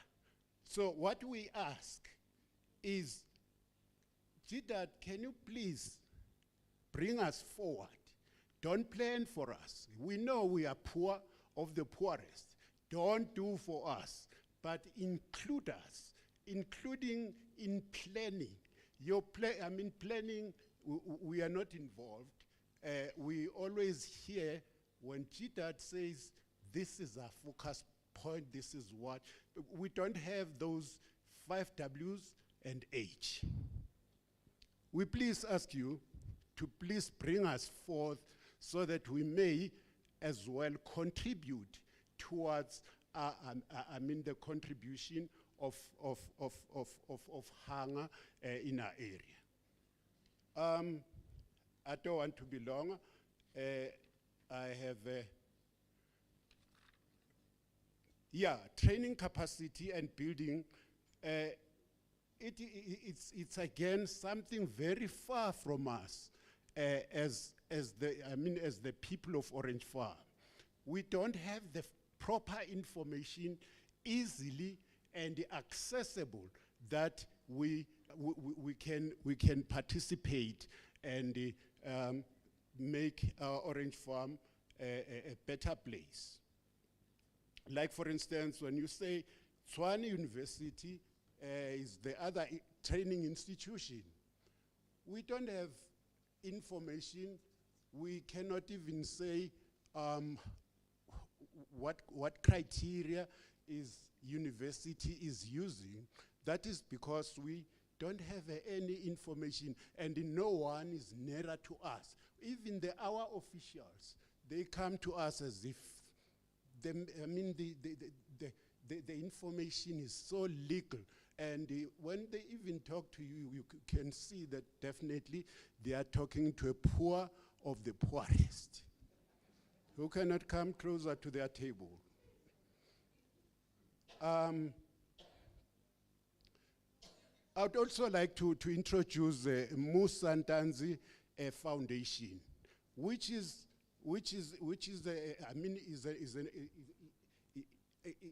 like a broom. It's gonna work in all the areas, bringing all the agriculture, arts and culture, health, and many more projects that are needed in what you call it Orange Farm, because Orange Farm does need very strong a broom to sweep in Orange Farm. Our children, definitely one of the speakers here said, our children are lost in the, we have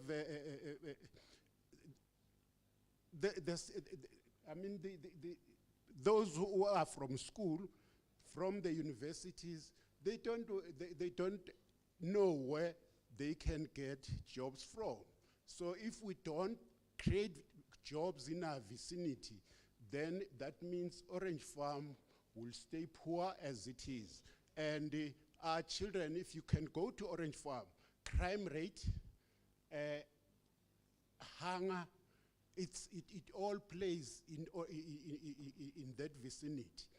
Why? Because the matriculants, they pass, and after passing from school, they don't have, a place where they can go to. Even the projects are so legal. If you can sit there where I stay, you can count an hour.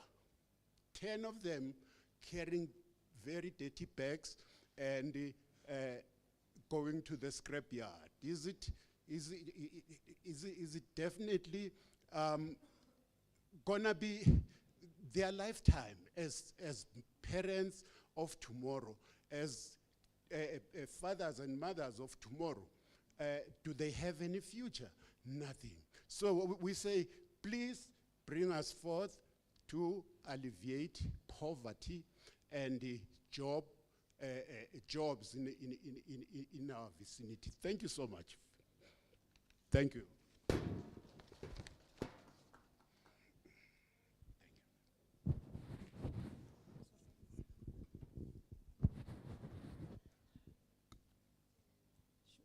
Dumelang, ditafla tse mo pele le lona batho kaofela. Ha ke le bona kaofela ke bona modimo ke a itumela. Nna ke tlo batla hore ke etseng ke lebohe pele department le City of Joburg.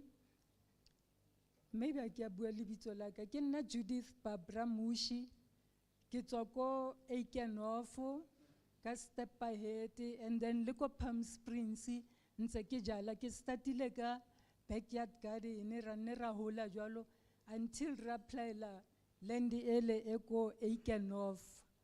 Ke tlo leboha development e setseng e le teng ko Eikenhof ka re startile re le ko Dryland mo ne re sena tshireletso. Hona jwanong setse re na le di-tunnel tse di 60 di startile di le 20. Ne ke tlo kopa mo di tšheleteng tse di boela morao di sa sebetsa tsa agriculture hore kopa hore ba re agele more tunnels, because la tseba a ke re hore agriculture e startile ka Adama le Eva.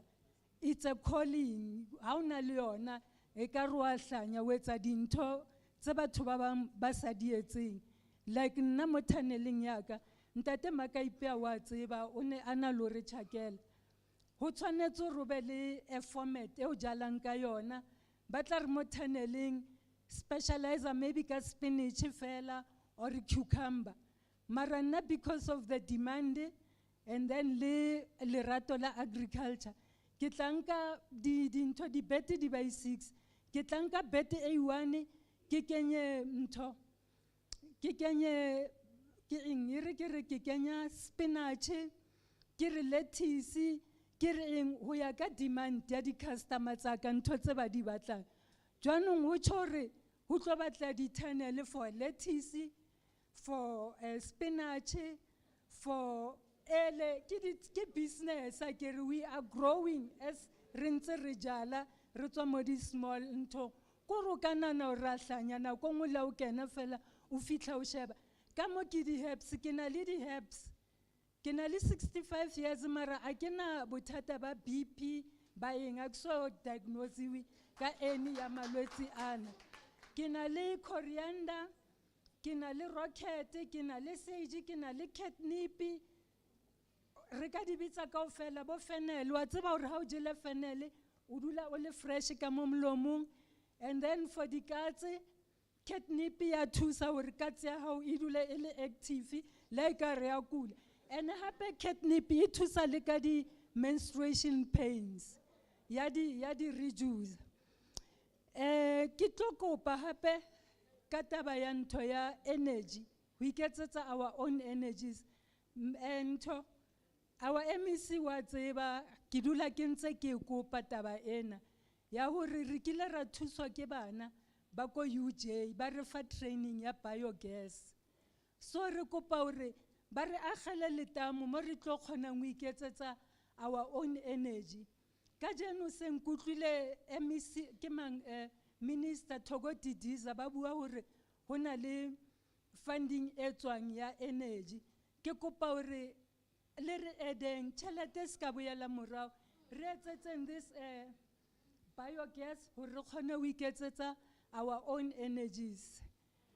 Di training ra di thola hlelwana jwanong ka jeno ke lo file ba ile ko dryland ho ilo re ruta di pest and weeds control. Di training di bateng re kopa fela hore di finyelle rona kaofela re le balemi ka hore list e leng teng mona ke bona ekare ke yona list e right e ka thusang hore stakeholders di tsebe ka these trainings. Le TUT hona le training e kileng ka ikenela ko TUT ya dintho ya di tunnels, the glass tunnels and whatever tunnels. So ne re kopa hore re akaretsueng kaofela re kgone ho di attend di training tsena. Tse ke di lebetseng ke modimo a tsebang hona le ke ntho e nkileng ka e attenda ya ho rekisa. Ke attendile haiwane fela MEC ko Thokoza Park. Ne ke kopa hore le re bitseng re batla ho rekisa re dula re na le stock always. Re bitseng re lo ithekisetsa mo balemi kaofela re tsebe. And then hona le engwe training hape e leng teng e leng ya 6 weeks. Ke ne ke applied that training e be ba re the first group e tletse. Ke kopa hore ka the next group or the third group re beng teng. Thank you. Raleboga, honorable members, Babu Tsitsendi Potso, and all of you, our stakeholders. Those were important questions and inputs that you have made. And at this stage, I will give the department an opportunity to respond before we move on to the next presentation.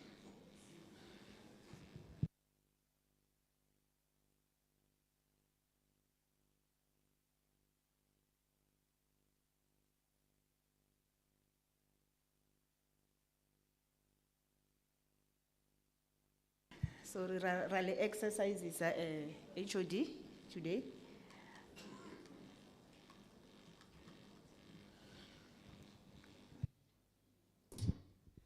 Dumelang. Thank you very much for the questions, Honorable Chairperson and members, and to members of the community. Chairperson, I will answer some of the questions, but if I can be allowed to also ask members to assist me where I don't have the necessary answers. I'll start with Member Hassan. Member Hassan, I think if you look at our, what do you call it? Our track record in terms of our spending, in terms of our expenditure, you will see that for 10 days, we have paid, we've paid our suppliers within 10 days, 90% of the time. And that was the case with our suppliers for 15 days of the time. And in terms of what is legislated, which is 30 days, we've done 100%. So even if I have to say it myself, when it comes to the payment of suppliers, the department is really doing well. We do have glitches which are not really fundamental now and again, and the glitches have to do with, you know, there might be a glitch and a problem of the network here and there, and that's what leads us to not paying within 10 days, within 10 days, 100% of the time. But in terms of our payment, we really try to ensure that in fact, our target is to pay all of our suppliers within 10 days. However, we do encounter problems ourselves with some of the suppliers themselves who might not be properly registered, might not have SARS compliance, and if they don't, we then can't pay. We have to wait and try and assist them, but assist them we do so that they pay. So the point I'm really making is that as far as possible, we try to pay our suppliers within 10 days. And our record has shown over the years that within the legislated time frame, we do pay 100% of the time. When it comes to issues of training, we acknowledge, we are the first to admit that when it comes to designated groups, we are not doing as well as we could be and as well as we should. We are acknowledging that, we're admitting.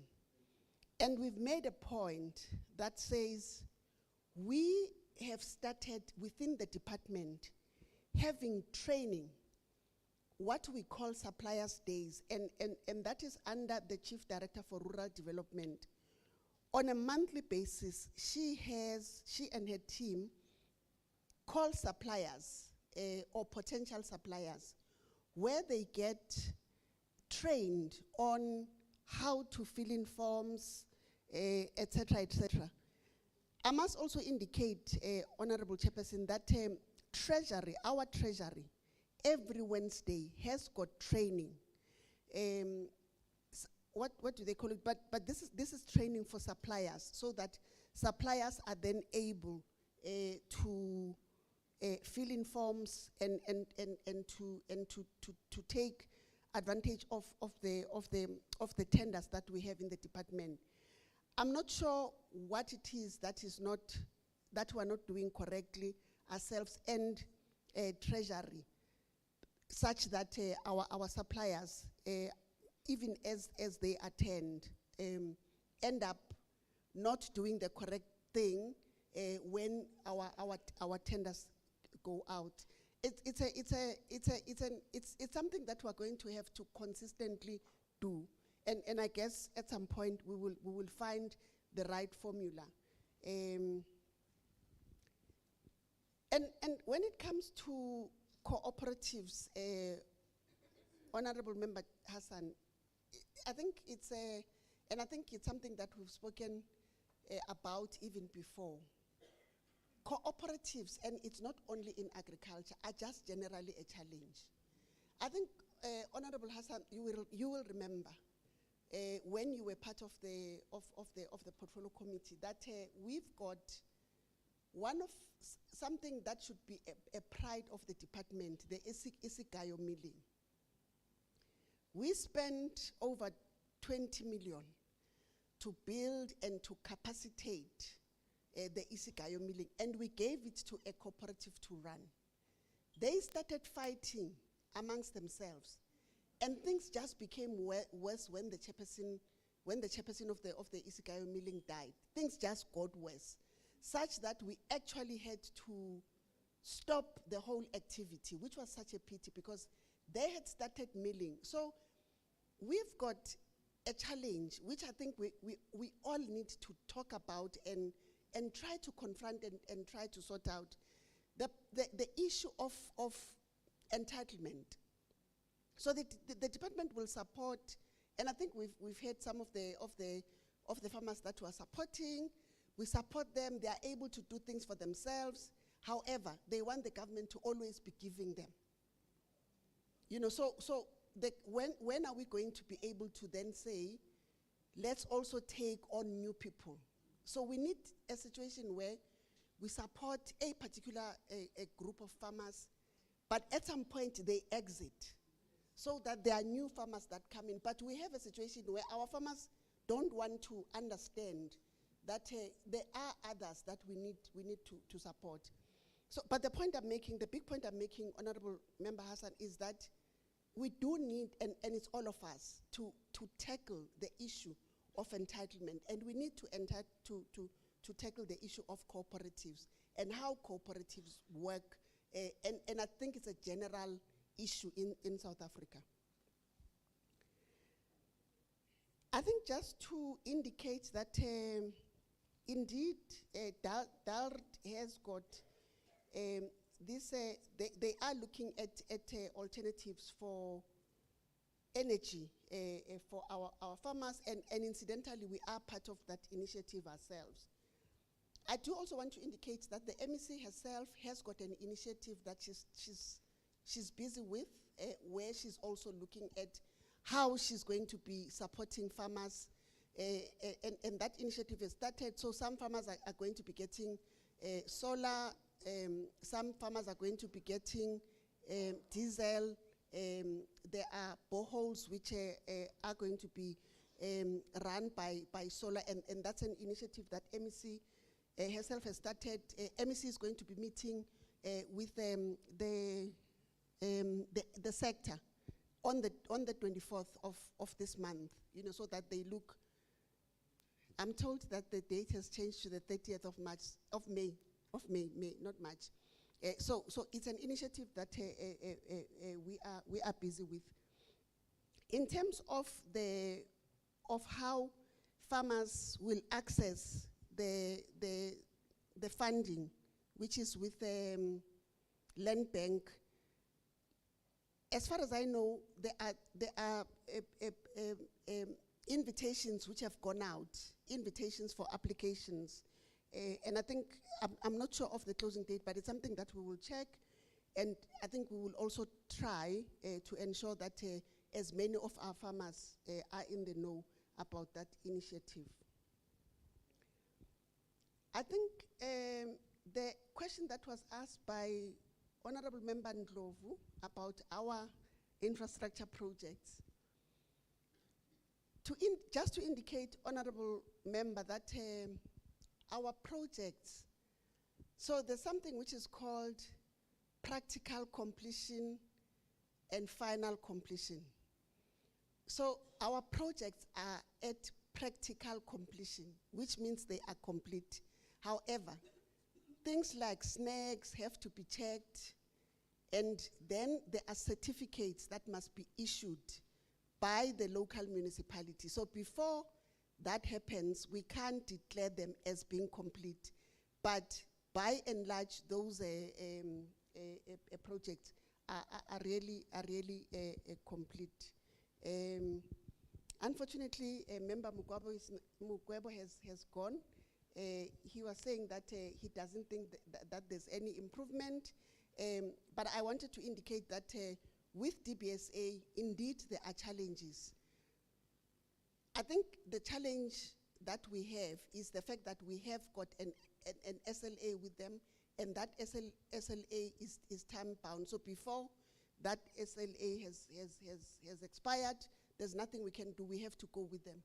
And this is why when the new CFO came into the department, one of the things he did was to go to DBSA with Mr. Mncedisi Matolo to ensure that whatever they do, we are part of what they do in terms of also monitoring the projects themselves. And I must indicate that there has been improvement ever since that has happened.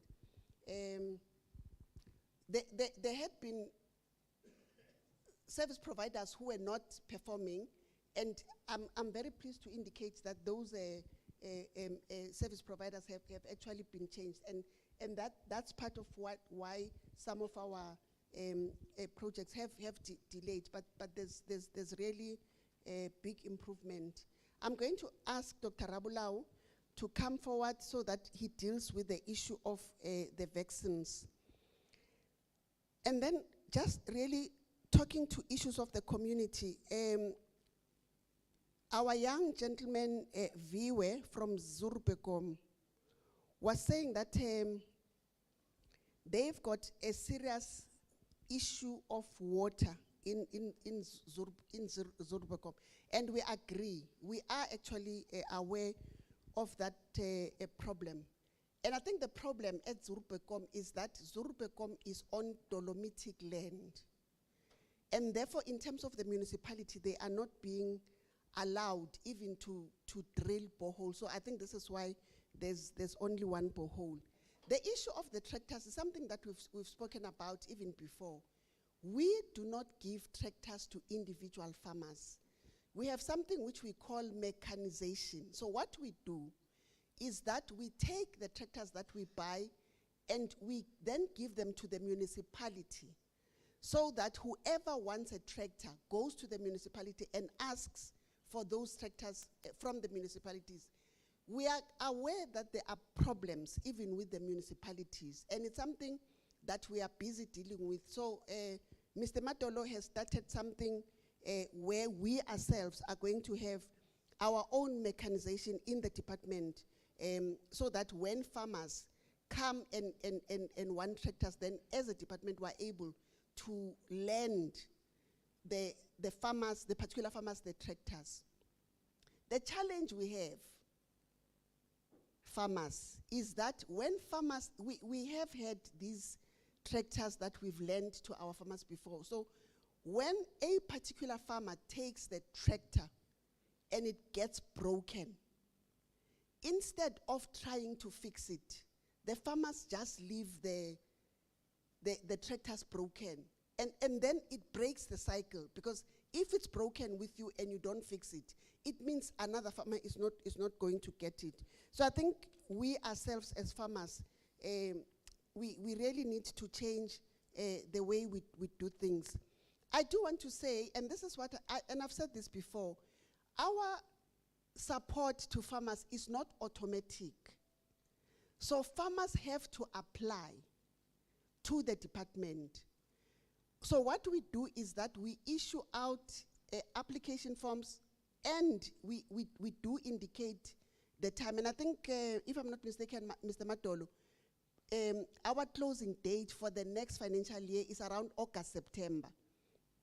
So for us to be able to support you, you have to apply to the department, and then there are forms that you fill in, and then we then send our extension officers to go and do the assessment. So there are times when a person will apply for support, and when our extension officers go, they will find ukuthi leyo ndawo leyo is not even suitable.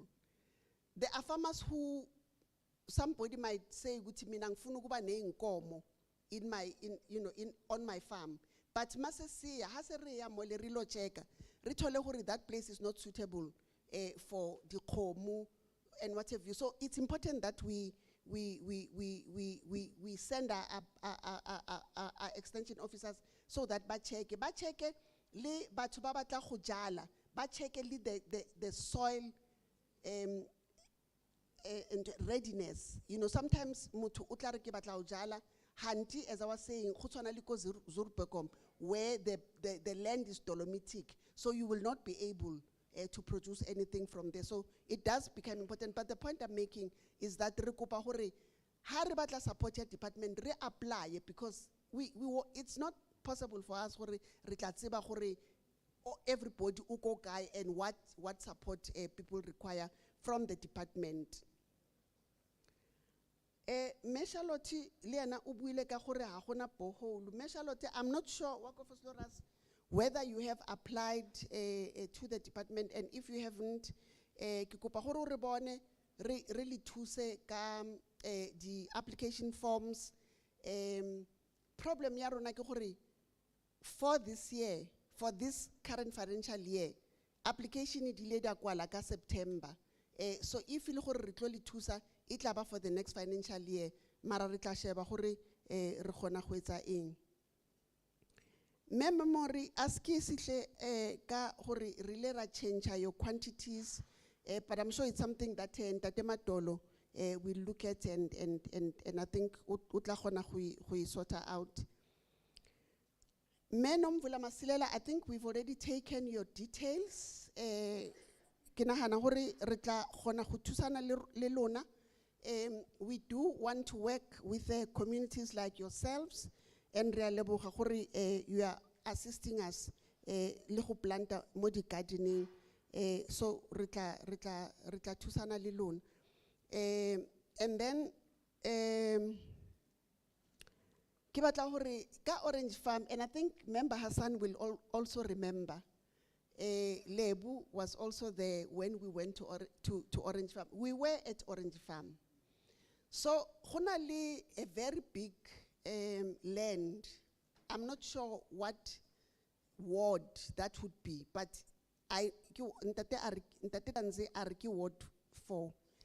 Rile raya mole rilo thusa umpagati was Orange Farm with ugu establish at the garden itself. MEC, we went there, we've given them production inputs, we've given them seedlings, we've given them the haraka. Member Hassan will remember. Baile balwana, ne balwana bona themselves, members of the community. Because MEC, Haneria Moli, we were informed initially when we went, there's a particular man who was the leader. I think Neili Muruti in Tatentanzi, Neili Muruti. So Rona, our extension officers, Habaya Mole Baisise, the production inputs, never fitla Badife Ntate Muruti, who we were told was the chairperson, so that he then distributes them to everybody. By Bas Luisa, why are we giving those things to Low Mfundisi Law? Because they felt we were being besenze favoritism. Tina besmiga umuntu ebesitshela ukuthi imember yomphakathi, so that he distributes to everybody. We did go. Member Hassan was there, Lebu was there, Ubab Mabuza was also there. But the big problem there, MEC, was the fact that Umaspala, whose land it was, where they were planting, had actually not given them the right to plant on the land. And that's something that we had been fighting.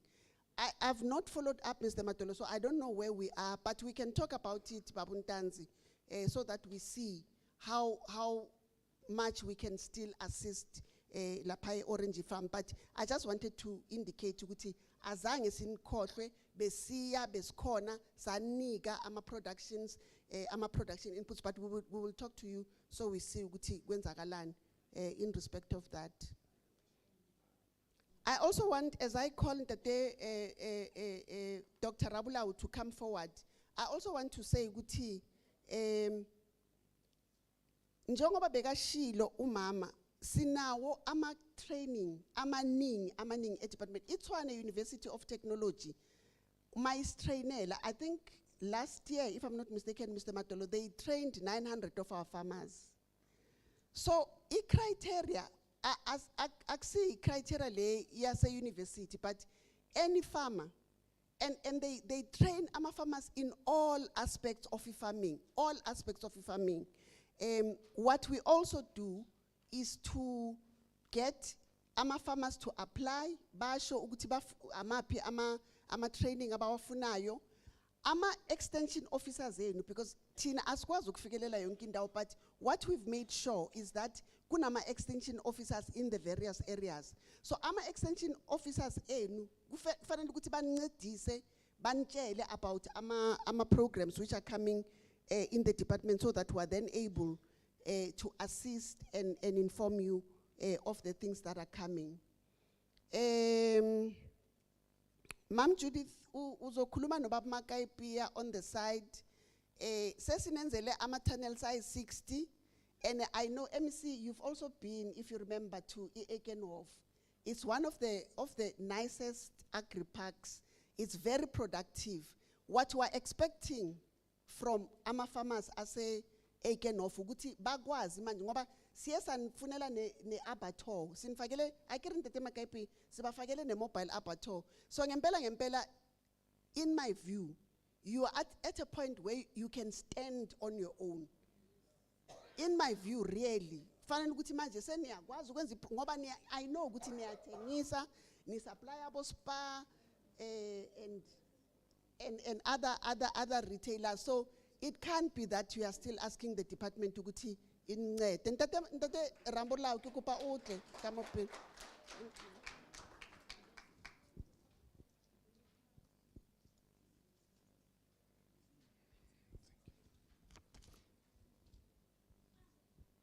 Thank you, Chair, MEC, and honorable members and HOD to give me the opportunity to respond to the question as raised by Honorable Member Hassan.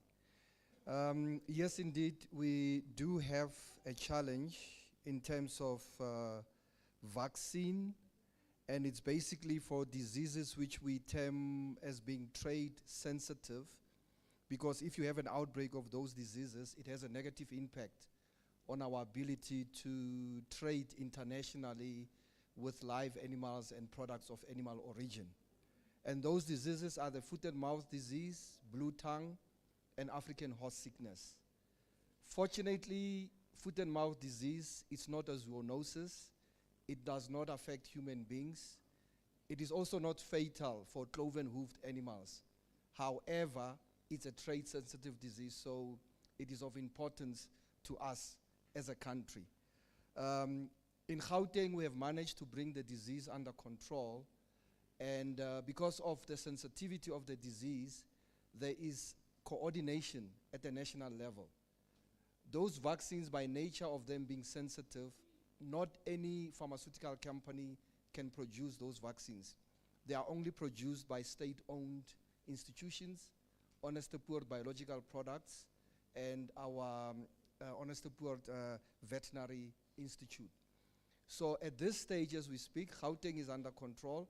However, we do have hotspots, and one of the hotspots is actually KwaZulu-Natal.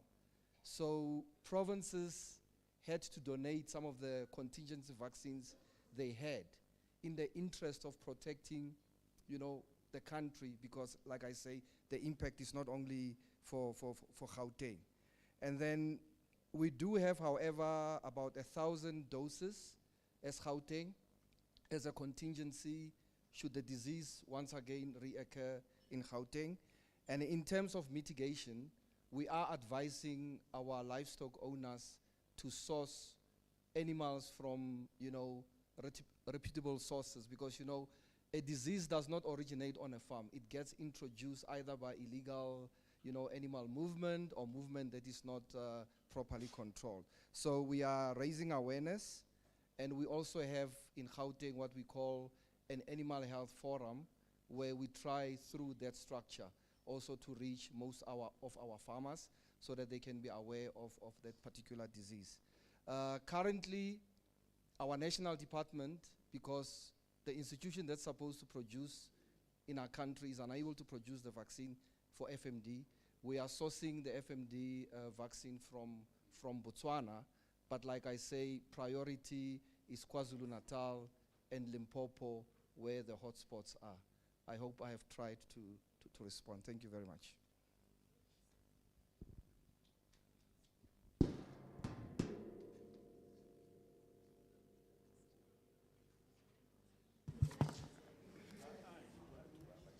Okay, I guess that all the, are the further responses, HOD? Is there someone you have earmarked for? Mr. Nkwana, please come to the podium.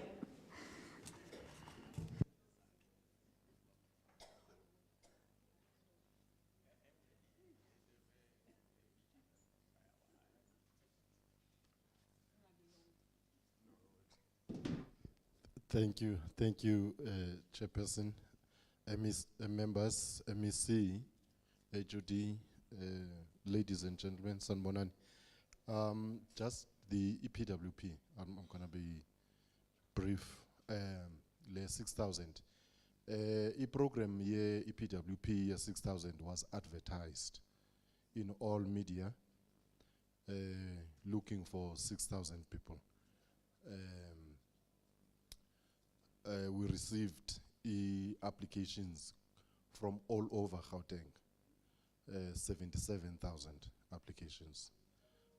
Roughly around about 19,000 from Johannesburg, 14 and odd thousand from Egoruleni, 13,000 from Tshwane, think about 16,000 from Citibank, and about 8,000 from Westland.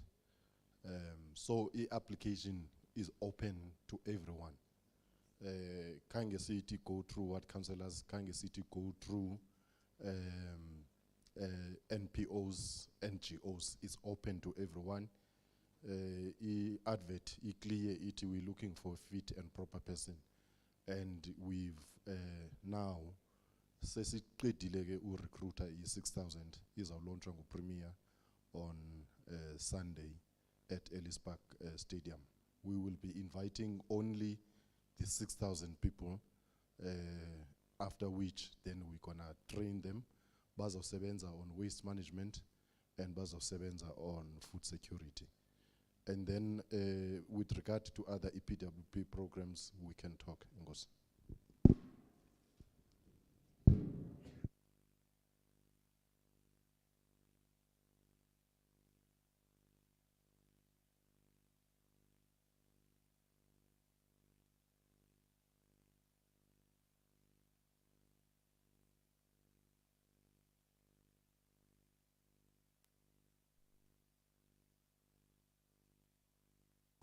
Okay, thank you very much for the responses.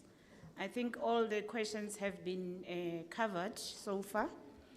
And I think, yeah, let's proceed. I think we should be done by lunchtime. Nelebo, it would be, what time is lunch? 1, okay. All right, let's take the next presentation by the department. And this is the budget allocation for the medium-term expenditure framework for the 2023-24 financial year. Thereafter, we'll take discussions, submissions by members as well as our stakeholders. HOD, who's going to be making the presentation? CFO? CFO.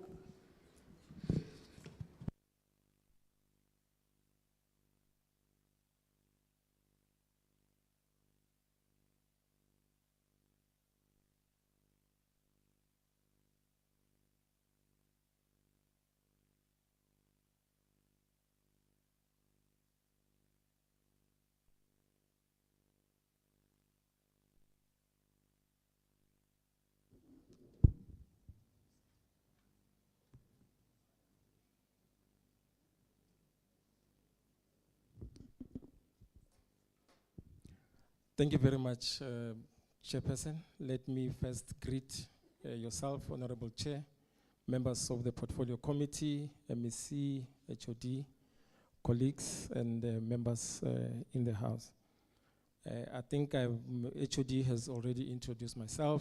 My name is Rulani Pelembe. I'm the CFO for the department. Chairperson, in terms of the table of contents for the presentation, I will be presenting to the committee the MTF budget projection for the program, budget for the conditional grants, Q4 financial performance, approved year-end shifts, environments, and revenue that we have collected as at the end of the financial year, as well as the payment of invoices. Chair, I will just maybe look into the comparative analysis for the previous financial year in terms of our MTF budget, as well as the current financial year, which is your 2023, as well as your 2024 financial year. In terms of the adjusted appropriation for the previous financial year, for program one, which is administration, the adjusted appropriation was 280.9 million. Agriculture and rural development, which is our program 2, it was 498.9 million. And the last program, which is environmental affairs, it was 345.6 million. So overall, appropriated budget for the previous financial year was 1.125 billion. The current financial year, in terms of the revised baseline for program 1, it's 275.9 million. Program 2, it's 494.3 million. The last program, which is environmental affairs, is 295.8 million. So the overall budget for the current financial year is 1.066 billion. Let me also indicate, Chair, in terms of where the decrease and the increase in terms of the budget for the current financial year. For program 1, there has been a decrease, and in terms of the percentage for that program, it's 2% decrease. Program 2, there has been a decrease of 4.5 million, and in terms of the percentage for that particular program, it's 1%. Environmental affairs being the last program in the department, the decrease is 49.7 million, which equates to 14%. So overall, decrease of the budget comparing it to the previous financial year, it's 5%. This is just the financial projection per economic classification. I'm not going to dwell much on this slide because it's the same information as I've reported in the previous slide. Here we're just indicating that in terms of the COE, which is your compensation of employees, the main appropriation for the current financial year is 572.5 million, and for goods and services, it's 468.1 million. For transfers and subsidies, it's 9.8 million. Payments of capital assets, it's 15.6 million. Payment of financial assets, we don't have a revised baseline. Now, in terms of the amounts, looking into whether the amounts have decreased or increased per economic classification, for COE, there is a decrease of 18.5 million. For goods and services, it's 14.9 million. Transfers and subsidies is 1.2 million. And the last one, which is payment of capital assets, is 24.3 million. Overall, decrease of the budget comparing it to the previous financial year, which was 1.125 billion, we are sitting at 59.3 million in terms of the decrease. In terms of the 2023 MTF budget conditional grants, which is on slide 10, we have the conditional grants, which is your comprehensive agricultural support program, Ilimali Tsima projects grant, the land care, as well as the EPWP incentive grant for the province. In terms of the allocation for the previous financial year, what was allocated, it was 121.1 million. What is currently allocated under CASP is 103 million, which represent a decrease of 18.1 million. And in terms of the percentage of the decrease, it's 15% comparing it to what was allocated in the previous financial year. Ilimali Tsima projects grant, for the previous financial year, it was 37.2 million. What has been allocated in this current financial year is 37.8 million. the amount there has been an increase of 623,000, which equates to 2%. Land care, for the previous financial year, it was an amount of 5.2 million. The current financial year, it's 5.3 million, and the amount of the increase is 141,000, which equates to 3%. Overall, increase for the current financial year for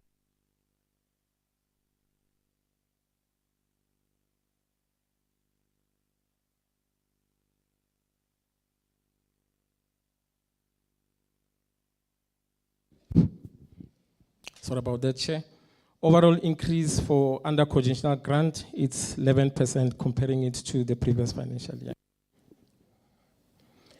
In terms of our financial performance, Honorable Chair and Honorable Members, as at the 31st of March 2023, as I've already indicated in the previous slides, we have the 3 programs for the quarter under review, which is quarter 4.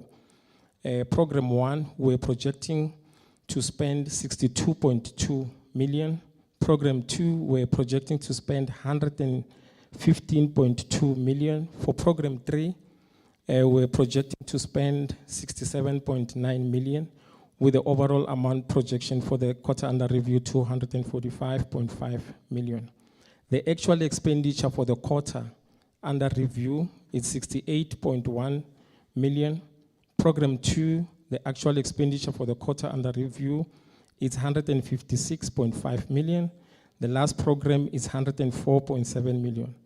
So what we have spent for the quarter under review, Chair, is 329.4 million. In terms of the variance, there is a variance expenditure under program 1 of 5.9 million.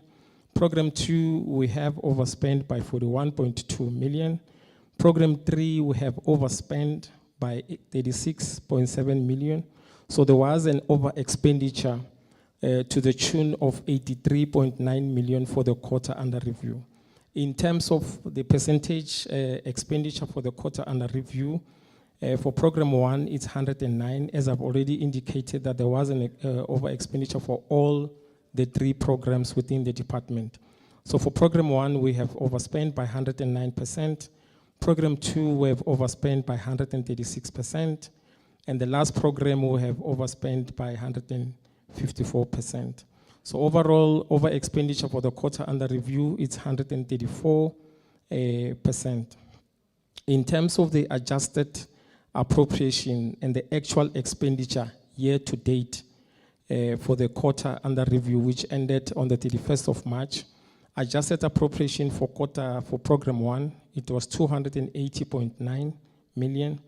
The actual expenditure is 290.5. Program 2 is 498.9 million. The last program, the expenditure is 345.6 million. As I've already reported, Chair, what was appropriated during the previous financial year was the 1.125 billion. The actual expenditure year to date, so this is the amount that the department has spent on all its programs. For program 1, the actual expenditure was 290.5 million. Program 2, it was 388.6 million. The last program, what the department has spent under that program is 331.7 million. So what we have spent on what was allocated to the department of the 1.125.5 billion, it's 1.011 billion. So that's what the department has spent. So what we did not spend, what is still remaining, for program 1, we did not spend 9.6 million. For program 2, what we did not spend was 110.2. No, let me go back to program 1. Program 1, we overspent. So hence there's that minus 9.6 million, which then equates to 103% expenditure. So there is an over expenditure under program 1. For program 2, there is an under expenditure of 110.2 million. So in terms of what we have spent under that program, program 2, we have only spent 78% of what was allocated under that program. Program 3, The actual expenditure was 331.7 million. The variance is 13.8 million. So what we did not spend in the department under program 3, it's 13.8 million, which then equates to 96%. So overall amount what we did not spend in the department, it's 114.5 million, which then equates overall expenditure percentage-wise of 90% expenditure as at the 31st of March 2023. We can move to slide 17. In terms of the transfers that the department has made as at the 31st of March 2023 for provinces and municipalities, the adjusted budget was 923,000. The expenditure was 267,000 with a balance of 656,000, which then equates 29% of expenditure under that item. Departmental agencies and accounts, adjusted budget was 1.3 million. We have actually spent the whole allocation under that item. Higher education and institutions, the adjusted budget was 6.9 million. What we have spent under that item is 5.7 million, and we have a balance of 1.2 million, which then equates 82% expenditure. Under households, adjusted budget was 1.8 million. Expenditure under that item was 1.4 million, and the balance is 318,000 with a percentage performance of 82%. Overall, what we have spent under transfers, it's 8.7 million with a balance of 2.2 million, and overall expenditure under transfers, 80%. In terms of the infrastructure expenditure for the year ended 31st March 2023, for upgrade and additions, the adjusted appropriation was 7.9 million with an expenditure of 3.9 million, and the balance it's also 3.9 million, which equates to the 50%. Maintenance and repairs, there was an allocation of 310,000. There was no expenditure under that item, Honorable Chair. So there is that balance which you did not spend as a department of the same amount of 310. And in terms of the percentage expenditure for that item, it's 0% as we have not spent any money. Internal capacity and building program, adjusted budget was 18.3 million. Expenditure under that item was 15.5 million. We have a balance of 2.7 million, which then equates in terms of the percentage expenditure of 85%. Budget adjusted under infrastructure expenditure is 26.5 million. What we have spent for infrastructure for the previous financial year, it's 19.5 million. The balance is 6.9 million, which then equates in terms of percentage-wise under infrastructure expenditure of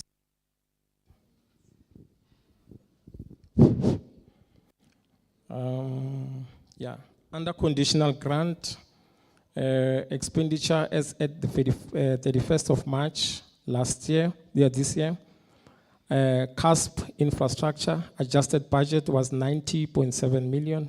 The expenditure under that item or program is 33.6 million. The balance is 57 million with a percentage performance of 37%. CASP ERP adjusted budget was 30.4 million. Expenditure under that program is 10.7 million with a balance of 19.6 million, and the percentage performance is 35%. Total CASP, if you take into consideration the 90.7 plus the 30.4, they will give you an amount of 121.1 million, and the expenditure of the two programs is 44.4 million. And there's a balance of 76.6 million with a performance expenditure of the two programs of 87%. Ilimalitzima, adjusted budget was 37.2. Land care, it was 5.2. EPWP incentive grant, 3.3. In terms of the expenditure for Ilimalitzima land care and the EPWP incentive grant, For Ilimalitima, it was 37.1 million expenditure. The balance of 162, hence we are indicating that we have spent what was allocated to the department under that program. Land care, which was the 5.2 million, there was no expenditure under that program, hence the balance is still indicating the same amount, hence the 0% expenditure.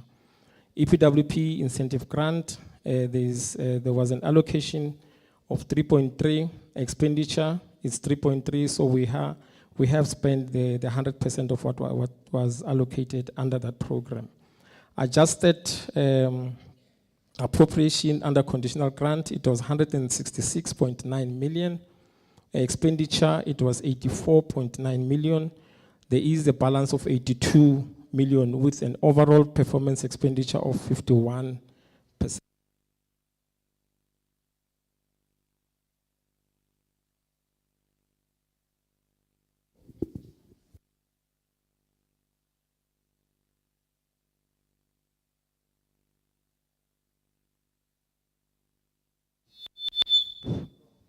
I think it's fine. Yeah, in terms of the shifts environments for the previous financial year, which was 2022-2023, we have shifted under program 1, which is under administration, 10.3 million. For agriculture and rural development, there was environments made to the tune of 19 million, and under environmental affairs, we have made environments to the amount of 8.7 million. Chair, what we have collected under revenue, the department has collected an amount of 25.4 million from the annual appropriate amount of 14.9 million, with a variance, so there was a variance of 10.4 million, which then constitute of what we have collected for the year under review of 169.7 million. So for all the categories where we're supposed to be collecting money for the department for the year under review, the department has collected an amount of 25.4 million with a variance of 10.4 million. The annual appropriated, so what we have budgeted to collect for the year under review was 14.9 million, but we have collected more by 10.4 million, which in terms of the actual collected amount for the year under review was 25.4, with a percentage performance for revenue collection of 169.7%.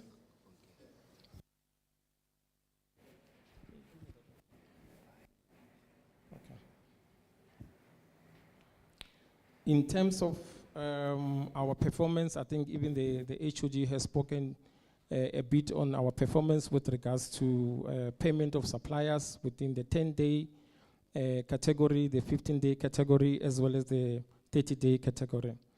For the 10 days category, the department, or maybe let me also report in terms of the month within the final quarter of the financial year, which is your January, February, and March. For January, our performance under 10-day performance was 96%. For February, it was 99%. For the month of March, which is the last month of the financial year, under the 10-day category was 98%. So overall, what we have performed for the year, for the 10-day category was 93%. Under 15 days, for the month of January, it was 96%. For the month of February, it was 100%, and for the month of March, it was 98% under the 15-day payment category. For the last payment category, which is the legislated category, which is 30 days, for the month of March, for the month of January, we have performed 100%. For the second month, which is February 2023, we have paid our suppliers 100%, and for the month of March, which is the last month of the financial year, our performance was 100%. So overall, for the 10-day category for the year under review, which is 2022-2023, our performance for 10 days, it was 93%. For the 15-day performance, it was 99%. And for the last category, which is the legislated period of 30 days payment to suppliers, it was 100%. Thank you very much. That's the end of my presentation. Thanks, Chair.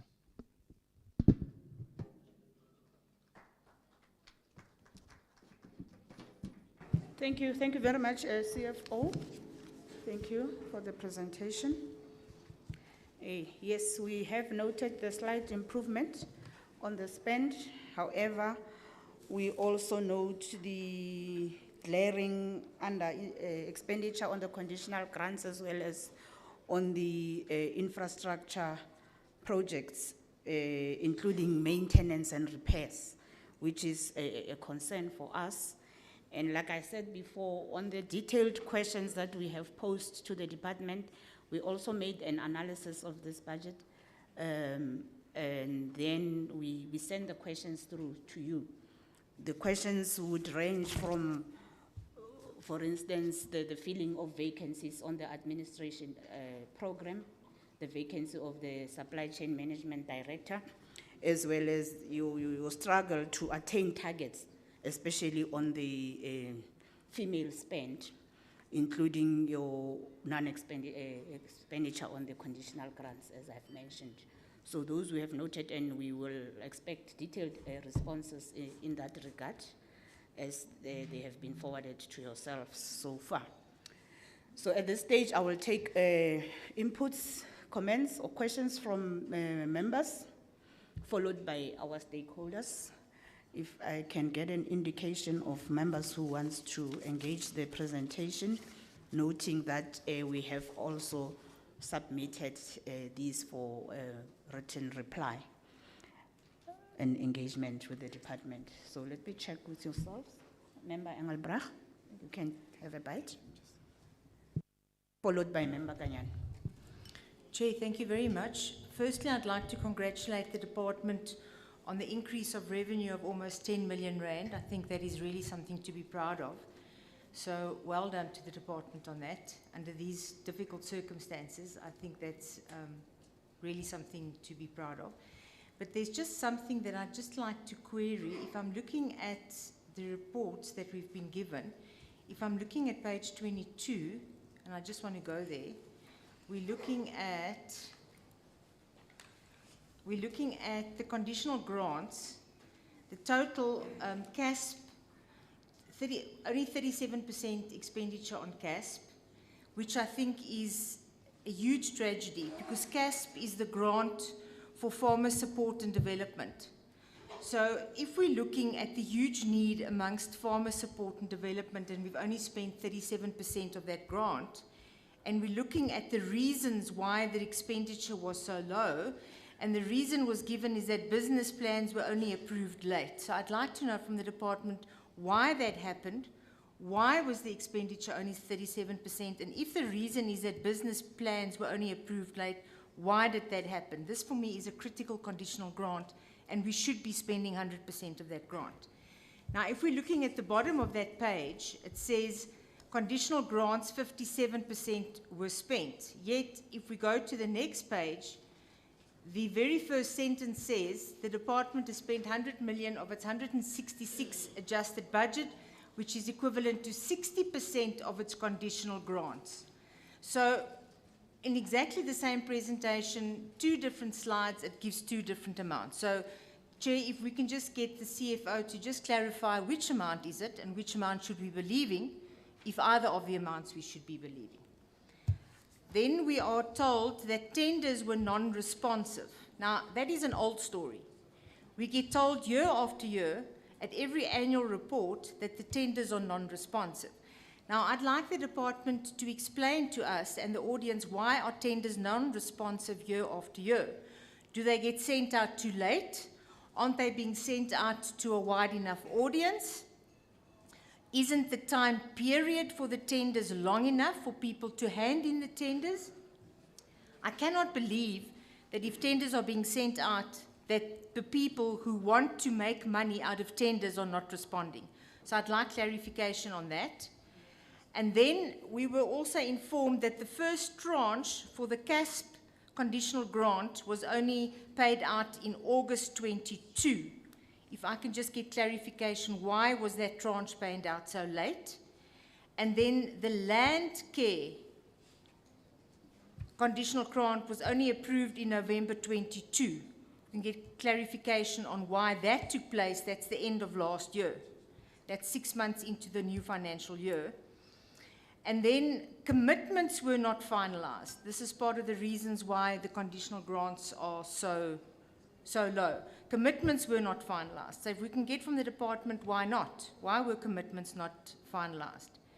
And then the rollovers for conditional grants were only 51%. Well, I've mentioned that, the conflicting information. Then if we're looking at the fourth quarter, we're looking at the fourth quarter, the spend is way above the projected spend. So we're looking at fiscal dumping in the fourth quarter, which informs me that the department is not planning correctly. It's very concerning when you get 134% spend in the fourth quarter, 167% spending in the fourth quarter, which means the department is not planning according to the quarters. So I'd like a response from the department. Why isn't the planning being done correctly? You've got 4 quarters to plan. Why is there fiscal dumping in the fourth quarter? But in total, the department only spends 40% of allocation. So I find that very, very concerning. Then in terms of research and development, if we're looking at the under and the over expenditure, research and development, which is an important part, equipment could not be delivered of 8 million rand. Now, equipment being imported, do we not have equipment in our country? You've got a full year, 12 months. If you're doing your planning correctly, if equipment has to be imported to do the planning, I can't imagine that our equipment is not locally produced.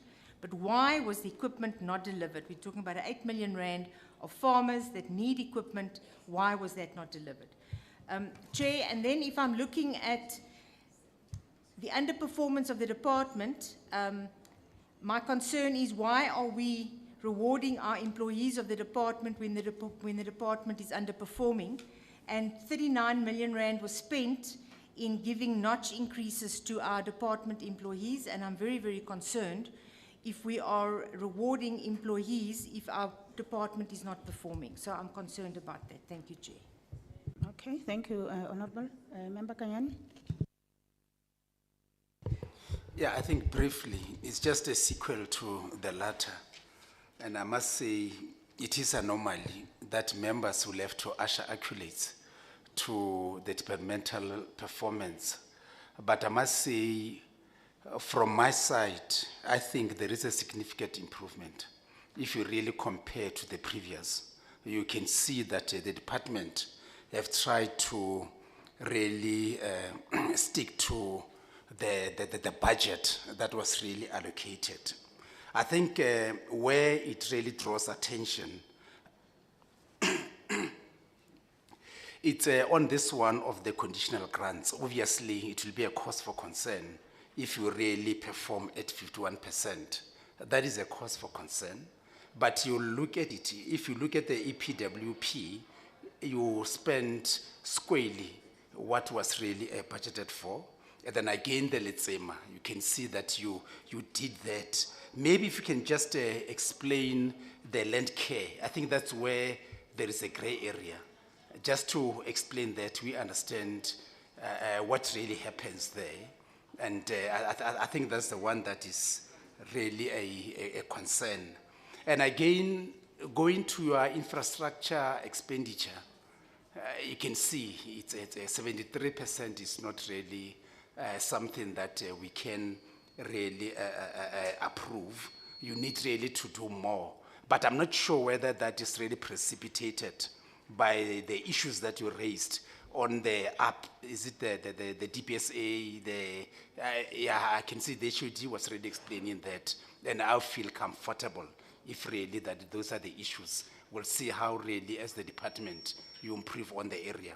But those are the two. Otherwise, as a committee, commending, I know it's not a good word, but I think the department has really improved significantly. Thanks. Thanks, honorable members. Yeah, we will expect the responses from the CFO, the department. You can touch on the responses. I know some of the issues that the members touched on. especially on the conditional grants, on the land care, on the car spend of 44.5 million as opposed to 145 million. They've touched it, but there is a detailed question in that regard, which we will expect on a written form, but you can, briefly respond to the questions that the members have posed. And furthermore, I just got a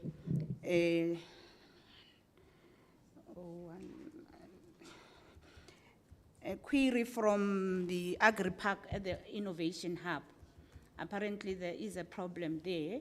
There was a problem with electricity yesterday with their electrical box which blasted, and they spent the whole day without electricity apparently. But the crack of the matter is they want to really know who holds the budget provision for diesel to mitigate load shedding.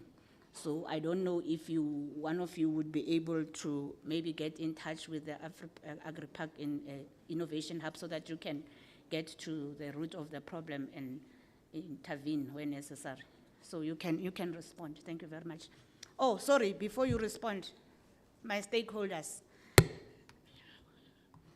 you need to also ask your questions. We only took questions from members. Let me get hands from the House. I see 3 hands. You can come, 1, 2, 3. Come to the front so that you can pose your questions, and then I'll move to the other side.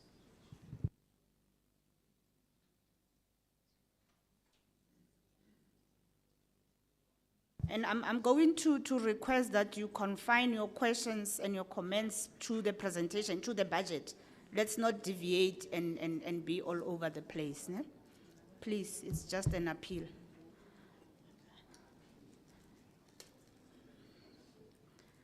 Okay, the first one can come to the podium. Start by introducing yourself and pose your question succinctly. Thank you very much.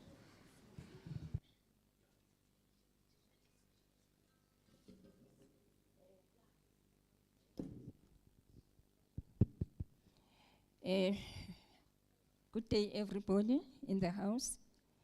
I would like to acknowledge the legislature, the department, for the efforts that they are doing to empower us.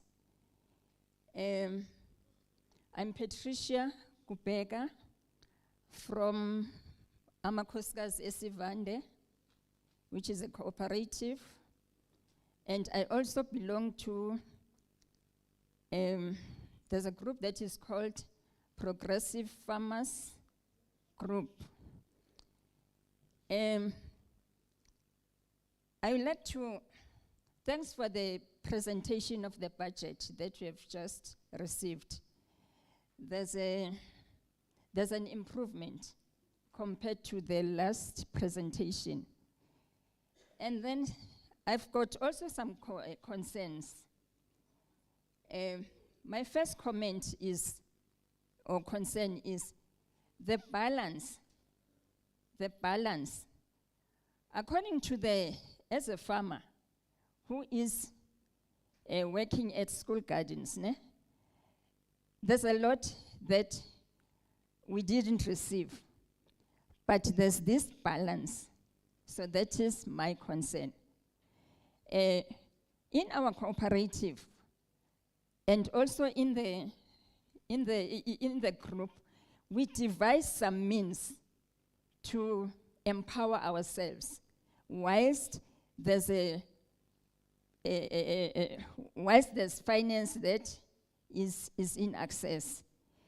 Please, my appeal is for the department to monitor and evaluate continuously so that there can be the difference. And also, I would like to thank our MEC, Mbali Hlophe. Ever since our MEC entered took over the portfolio, there's a vast difference. Mbali, Keep it up. May God give you strength. And also, the legislature. I know that in order for effectiveness to be there, there must be a balancing. The legislature is doing its work, representing us as the people on farming. The pressure is exerted to the department. And then, secondly, the land care issue. There's a lot that needs to be done. Firstly, where we are farming, we had to Google to find the type of soil because of some plants that were not emerging. We did that on our own. Whilst we are promised time and again that they'll come to us. So, and also, which type of plants that needs or crops that needs to be grown. I think there's a lot that needs to be done. And how to ukunakekela and all the mechanisms that are needed to make the crops grow well. And then lastly, capacitation. My concern is the capacitation. Farmers, we get capacitation or skill developments from our service providers. Can still more be done on that one? We are there, we have offered ourselves, but at one point, I raised the issue of accreditation. I tried on several times to get accreditation, but up to now, I'm being sent from pillar to post. Please assist us. The farmers or the people that we have employed, they need the support. They need the education because farming, when we are talking about farming or about agriculture, we are talking about health and wealth. I thank you.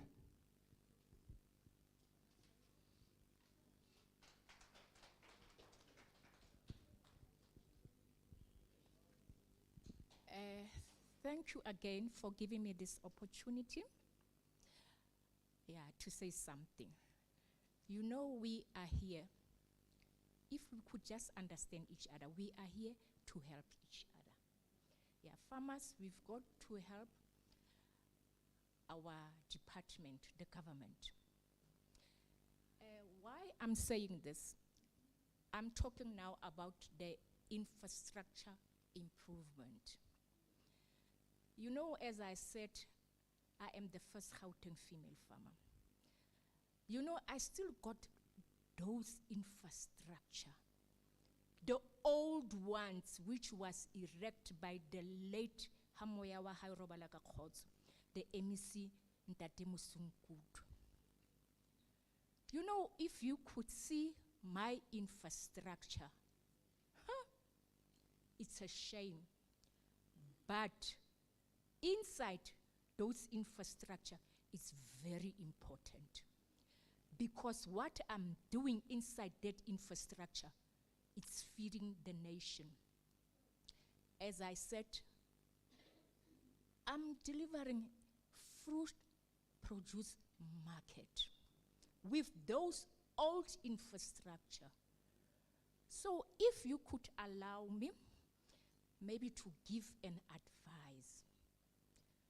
You know, we are working with the extension officers. Those extension officers, the government, they are the people who goes there and see what does the farmers need. I'm talking out from experience because I've been telling, please help me, give me some nets. Until now, if you could see my nets, they are green, they are blue, they are red, But what's inside there? Ha. Really do something. Because I know the government of Gauteng is competing with the other government from outside. I've been there. As I say, I was showcasing. I show international. And when they said, we want somebody who must come and showcase us at Gauteng, they used to call memory. And by that time, I was doing rabbit breeding. You know, I like my honorable farmer, Onalin Teman. Please assist us. Give us accreditation. You know, farmers, they are the brain basket. Brain basket farmers. They can do something from nothing. You know what? I don't want to talk a lot. Go to my farm and see what I've got there. As I mentioned, they are students, which I am training them without what accreditation. But I said accreditation, no accreditation. I am going to do it because I'm feeding the nation. I thank you.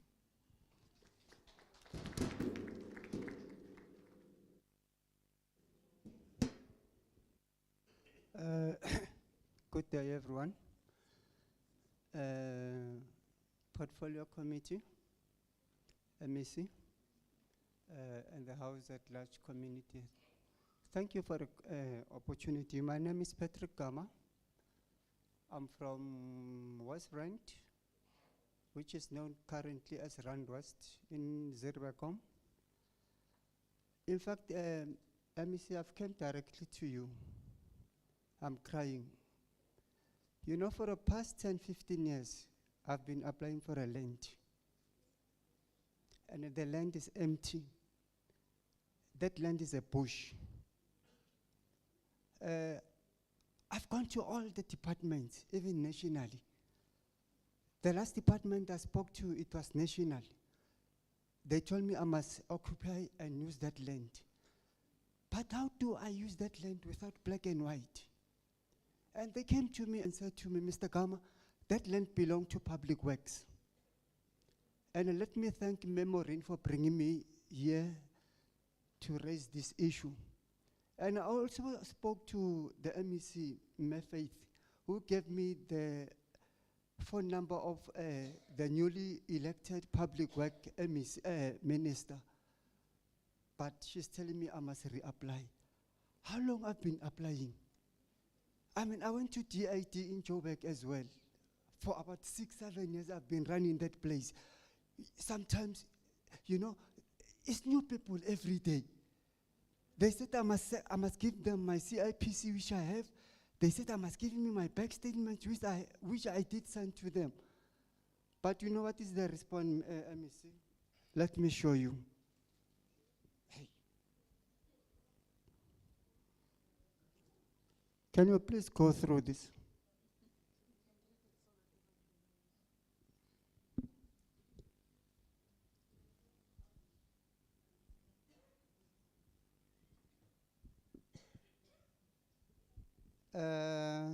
Reapplication to lease agriculture holding 483 of West Rand Agricultural Holding, extension 1 portion 0, Moroka Bypass Highway Western Area.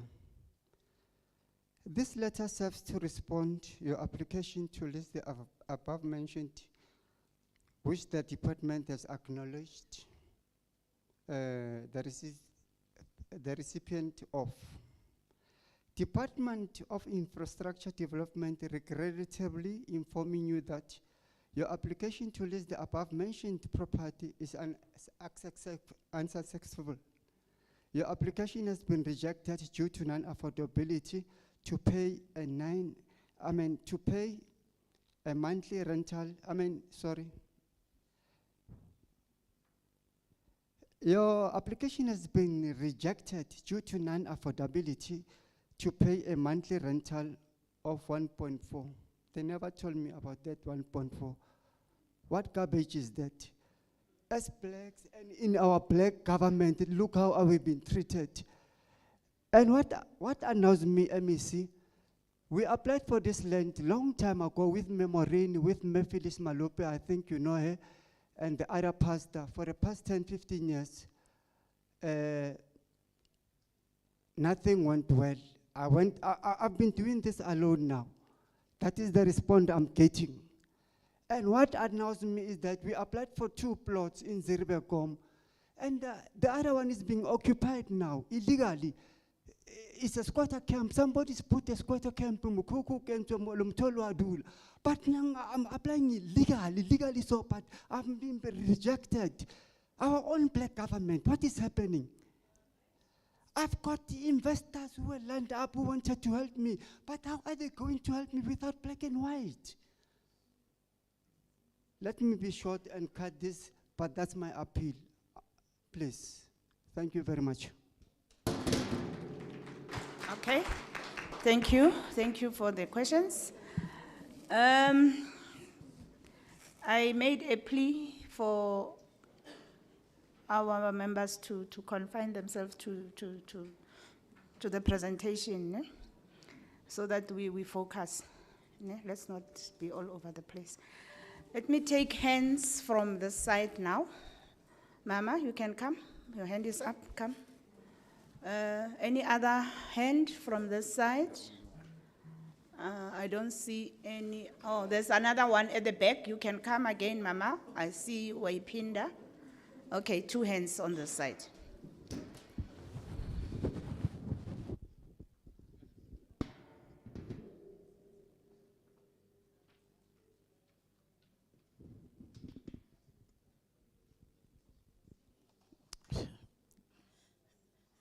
Good afternoon, everyone. Thanks, Ms. Chair, to give me this opportunity to come and say something. My name is Gladys Mbombi from Tshwane, Mamelodi Extension 5, under Ward 16. Ke rata ho leboha everything e ke utlwileng ba e bolela mo, especially mo budgeting. Ko budgeting ra leboha, this time I tshwane le ya last time. Rata ho leboha improvement e leng teng. Mara ntho e ke rata ho bolela ka yona for now ke hore I'm worried he rena re ntse re le ko community ni re sokola ka dilo tse dintsi, especially rena re byalang o kra hore mo budgeting ba re tšhelete ya sala. I think le last time ke boletse ka yona hore rena le youth e renang le yona kom Kariso Women in Water. Sometimes ukra every month re kole ka di 20 rand di 30 rand re khopela community ba re thuse hore re khona ho fa youth ya rena ba ska fela matla ho tla every time ba tla ba tlo lema le rena re ira everything le bona, mara at the end of the day ukra re tlhoka le di doze re tso ba fang hore ba je ba khona hore he ba chaisa ba ya kontlong ba tsama ba jilenyana at least. So li no ke sa bolela ka yona ke boletse last time re ne re khona fela wa avoid ba rekela papa bereki. This time a re sa nyaka papa bereki, re nyaka ba rekela di originals ba khona hore he ba re ba khopela ba khona ho tla ba itse hore he ba tlile ba tla tsamaya ba jile at least something. Rena le youth age since lo se no mvula e boletse hore ba bangwe ba re chabetse because ba ka se khone hore every time re ba bitse itlang re tlo thusana bo botle and then o kra hore aba krisilo. And se sengwe hape last time salira tsenela competition ra winner batla batlo bia ke tla botsa hore ke eng batlo bia board ba ingwetse ka mole o Mkariso Women in Water la bla bla ba bia tsohle from government ba utswitse bushiwe re robetse batho ba yepa di chipitsela ba di tseri ha una silo ene no a isa bontsha hore ke mo re berekelang ko teng batho ba itirela le he re byadile ka mole ba bona he ba fita hore ya bo mme ba ba bereka ra byala and sometimes ra di rekisa, sometimes re di fa bonkgono wa rena ba bantseng ko dintlong ba snang dijo ra di kha ra ya ra yo ba fa ba je tsona. And sometimes u kra hore re tsamaile today re bereka he re buya in the morning ba utswitse ha o sana spinach ha o sana silo ba jile ke leboa me o mongwe salary advisor hawa batho ba tshaba loyiwa e yang ko mara ba start lo re ka masela dingaka le fitla la tshela ya le fitla la tsa moshidi la thatsa machila ale la bia o mo hotle mo batho ba bona matšhila ao ba ka se tle ba tlo re utswetsa ka leboa because some of the stuff di re thusitse. So mara ra kgopela government ntho e ngwe wa re sang re bereka ko streaming se re berekela mo sona he pula ina stream se la metsi a le a tsa dilo tsa rena tsotlhe. Last time re kolekile tšhelete ra kry-a caterpillar ya tla ya tlo bereka ka mole ya tswalela pula e nele hape e tsamaisitse ke utlwa gore go na le di-tractor tse di leng teng for government gore he di nyaka re ka di berekisa mara a re itse gore re di lata ko kae or re botsa mang gore ba re thuse ka tsona ba kgone go re thusa gore re kgone go bereka mo le re berekelang ko teng pula he kana it's a disaster a re sa kgone go tsena a re sa kgone go ira selo and re bereka le bonkgono ka mola ba kgone go jumpa re o bereka mo re tshwanetseng re bereke ko teng ka lebo.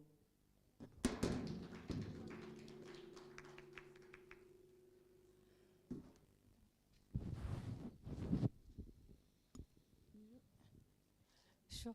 Dumelang hape.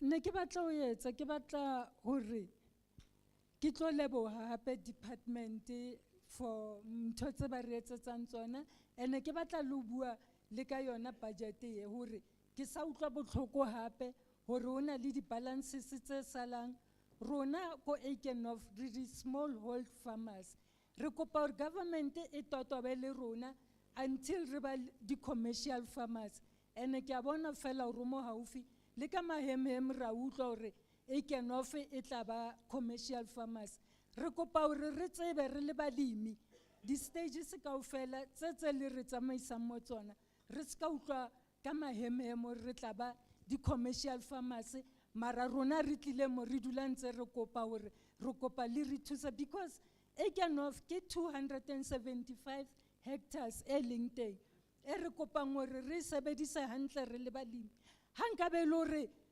re the way maybe government or department e re bonang re le ka teng nna ke a kgolo hore nkabe ntse re tshwenyega gore re hirelwe di-taxi nkabe re hirela di-Uber re tla mo ka tsona so there is still a need re sa sokola batho re kopa re thusiwe mo mo re sokolang teng haholo ha ile hore ho na le tšhelete e kgonang hore e boele morao and then ke kopa hore ke bue le youth ya rona hle youth ha ke feta mole kutlwa ba bang ba ntse ba re hey rona re tshaba o ile o bua shebang ha re sana le meno re setse re hodile re kopa hore le ithuteng ka rona ba re lehlaku le tala le ema ka le letjha ra le need it is of mutual interest a re thusaneng thank you.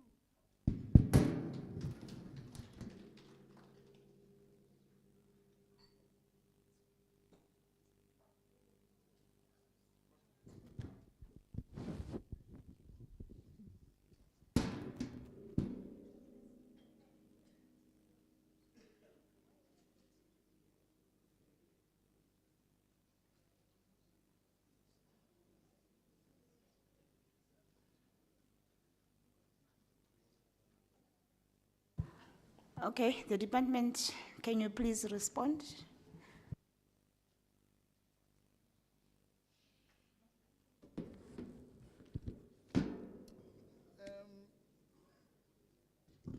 Thank you very much, Honorable Chairperson, members, MEC, and farmers.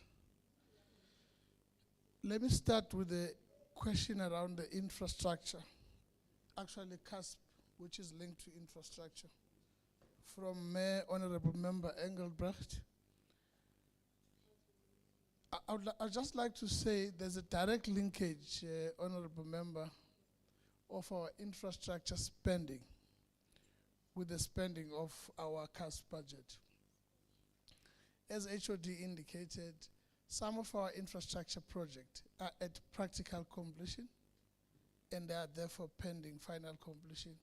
And these are the invoices, huge invoices, that can actually help us spend. Let me give this example.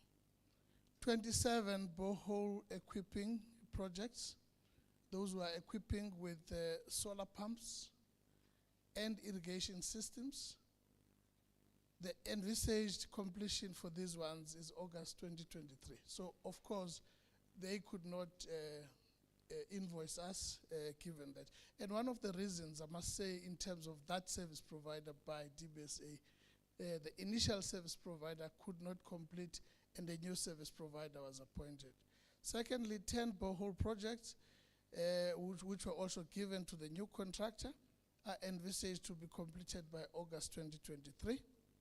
23 shade nets projects, out of the 23, 12 have already achieved final completion, of which there was spending on those ones. But however, the rest, the contractor is supposed to finish by end of June. 8 piggery structures, which are under design by the PSPs. 3 poultry structures are also under design development by PSPs. And then also the upgrades in Marivale and Rodeplat Dam are still under design development by PSPs. The Vereeniging Fresh Produce Market project is also under design development by the PSPs, and these are envisaged construction work to commence by August 2023. Just to give some of the examples of our infrastructure projects that we are implementing via the DBSA. And of course, we have to comply to the PFMA. We cannot pay before those projects are actually completed. When it comes to the land care, yes, also there were late approvals, as indicated. But however, it's almost the same issue that we're facing there, Honorable Member. I will just indicate that because we're talking about Q4 expenditure here, and then when it comes to land care, for an example, we are doing some projects whereby we have to make sure that some of the lands where we are actually assisting farmers, the sustainable agriculture production, and whereby we're actually assisting farmers with planting soybeans so that, you know, there can be nitrogen fixation in the soil and so on. There's 3 of these projects which are actually totaling 1.3 million, whereby the purchase orders were created. However, the service provider could not deliver, and the 3 of those that total 1.3 million out of the 5 million are actually pending completion. And for those who've already applied for the rollover. So for the end of the financial year, we'll definitely be able to indicate on those who were able to spend on. But yes, some of these were completed a bit late for them to be accounted for in the present financial year. Thank you very much.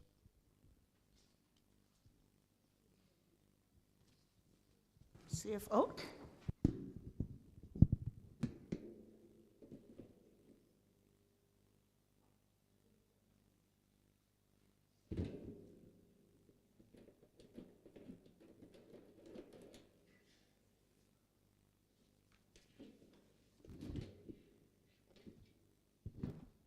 Thank you very much, Honorable Chair and members of the Portfolio Committee, and the questions that came from the floor.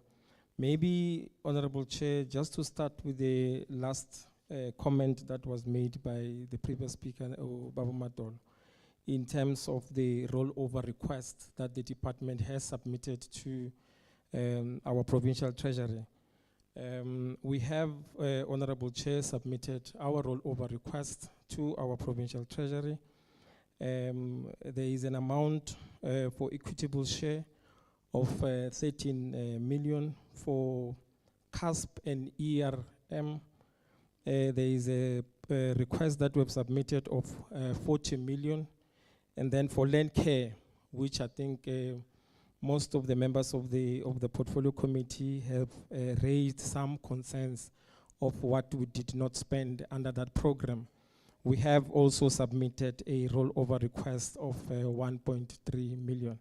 Much as, Chair, it's not going to be much off comparing to what was the allocation, especially for land care. If you remember that when I reported or when I was presenting to the House, what was appropriated under the land care program was the 5.2 million for the previous financial year, which we did not spend any cent from that program.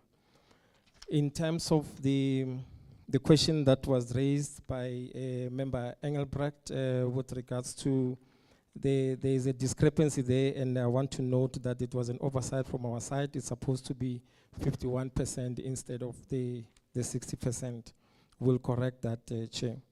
In terms of the other question that was also raised by Member Engelbrecht with regards to the commitments that were not finalized, there was a procurement that we have done towards the end of the financial year. It was for the procurement of vehicles as well as tractors. For the tractors, the PO that was issued to the appointed service provider was an amount of, I think, around 11.6 million. And for the vehicles that we also issued a purchase order to the appointed service provider was an amount of about 19.3 million. The PO, the service provider has already delivered the tractors based on the PO that was issued to them, as well as the PO or the delivery for the vehicles. I think it's in progress. So if you combine the two POs that were issued around the month of March 2023, they will total to an amount of about 30 million or 31 million, which the 11 point something million for the tractors we have already paid in this current financial year.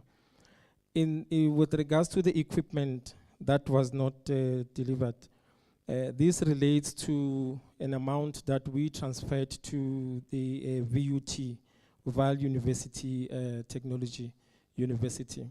So we have transferred that amount, Chair, and then the procurement was not done by the Department of Agriculture. The procurement was done by Val University Technology.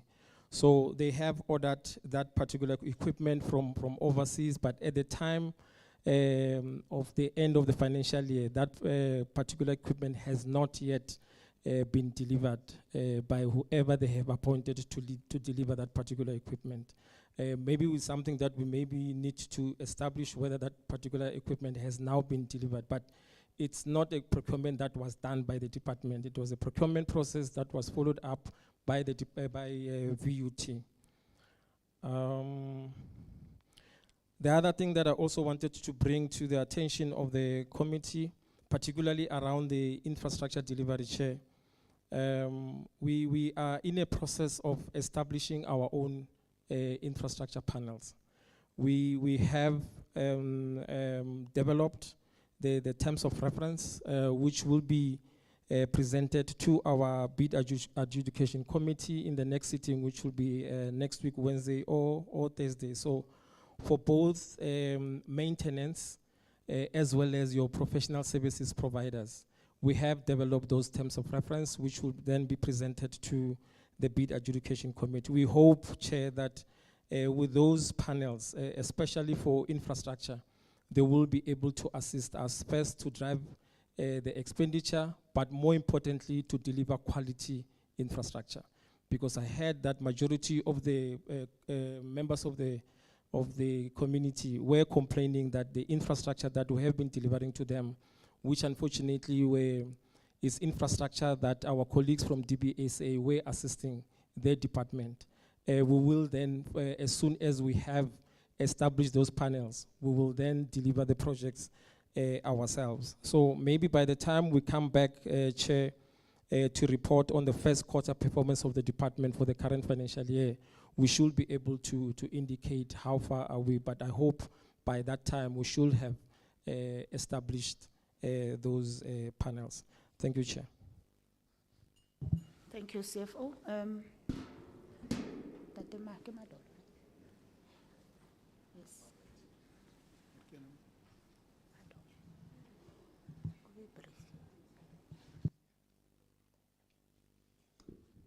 Thank you, Chair, and good afternoon to the members, MEC. Le Sechaba kaofela. Just responding to two questions. The first one is on the equipment that was delivered late, or that is to be delivered late. The question was raised by member Engelbrecht. So just to indicate that this is equipment that is being imported from USA. As part of our hemp and industrialization program, we had committed to assist the Valley University of Technology to set up a cannabis and hemp laboratory, so that all those SMMEs that will be developing products would have a lab that will then be able to provide quality assurance nearby. And there's a special machinery that they wanted, which they indicated we have to get it from USA. So that machine is on the way, because by the end of March, the company that is manufacturing had already was completing the manufacturing thereof. So that is what actually led to the delay, was the import as well as the fluctuation in the currency. There was an issue which we had to deal with regard to the fluctuation in the currency, which delayed the finalization of the agreement with the company that is manufacturing the machinery. The second issue was raised by the chair around the agri-parks, specifically the innovation hub. We have transferred funding for maintenance, which includes the diesel specifically, the energy aspect, such that when there is breakdown, they should be able to make sure that when there is a load shedding, they should be able to make sure that the generator that is already there has got diesel and it's operating. So we do have funding that has been transferred for maintenance. And lastly, just to say that there was an issue that was raised on the biogas or renewable energy, that as a department, we are focusing and going very strong. I think other speakers did speak about the pronouncement by the minister also on renewable energy allocation that will be there. So we are going strong. Ntatema Dolo spoke about 27 boreholes. A lot of those will be making sure that they are solar-powered pumps, so that when there's no electricity, you are able to still water. The pump can still extract water. And the same applies with those that are in agri-parks. We've been putting solar and making sure that even when there's no power, you are able to still water. And so we will be having a summit as a department under the leadership of MEC and HOD Kadi 30, where we will be engaging with the various farm organizations on the energy and renewable energy program, but mainly addressing the energy challenges that we have at the moment. Chair, that is the short edition. Thank you. Okay, thank you. HOD, do you want to come in or are you covered? Okay, yeah. I think the other issue that you need to look at in the department, which impacts on your budget or lack of expenditure in the main, would be to look at farmers that have complained that they have been approved for funding, but they never got the funding. I think you need to look at reasons why they were approved in the first place, but they never got the funding. I think it will also come as an intense question so that we understand where the hiccups are in terms of that. So thank you very much, all of you, for all the questions, the input, and the responses. We will then move on and proceed. Oh, I don't know if MEC, you wanted to say something before we move on to the next item on the agenda?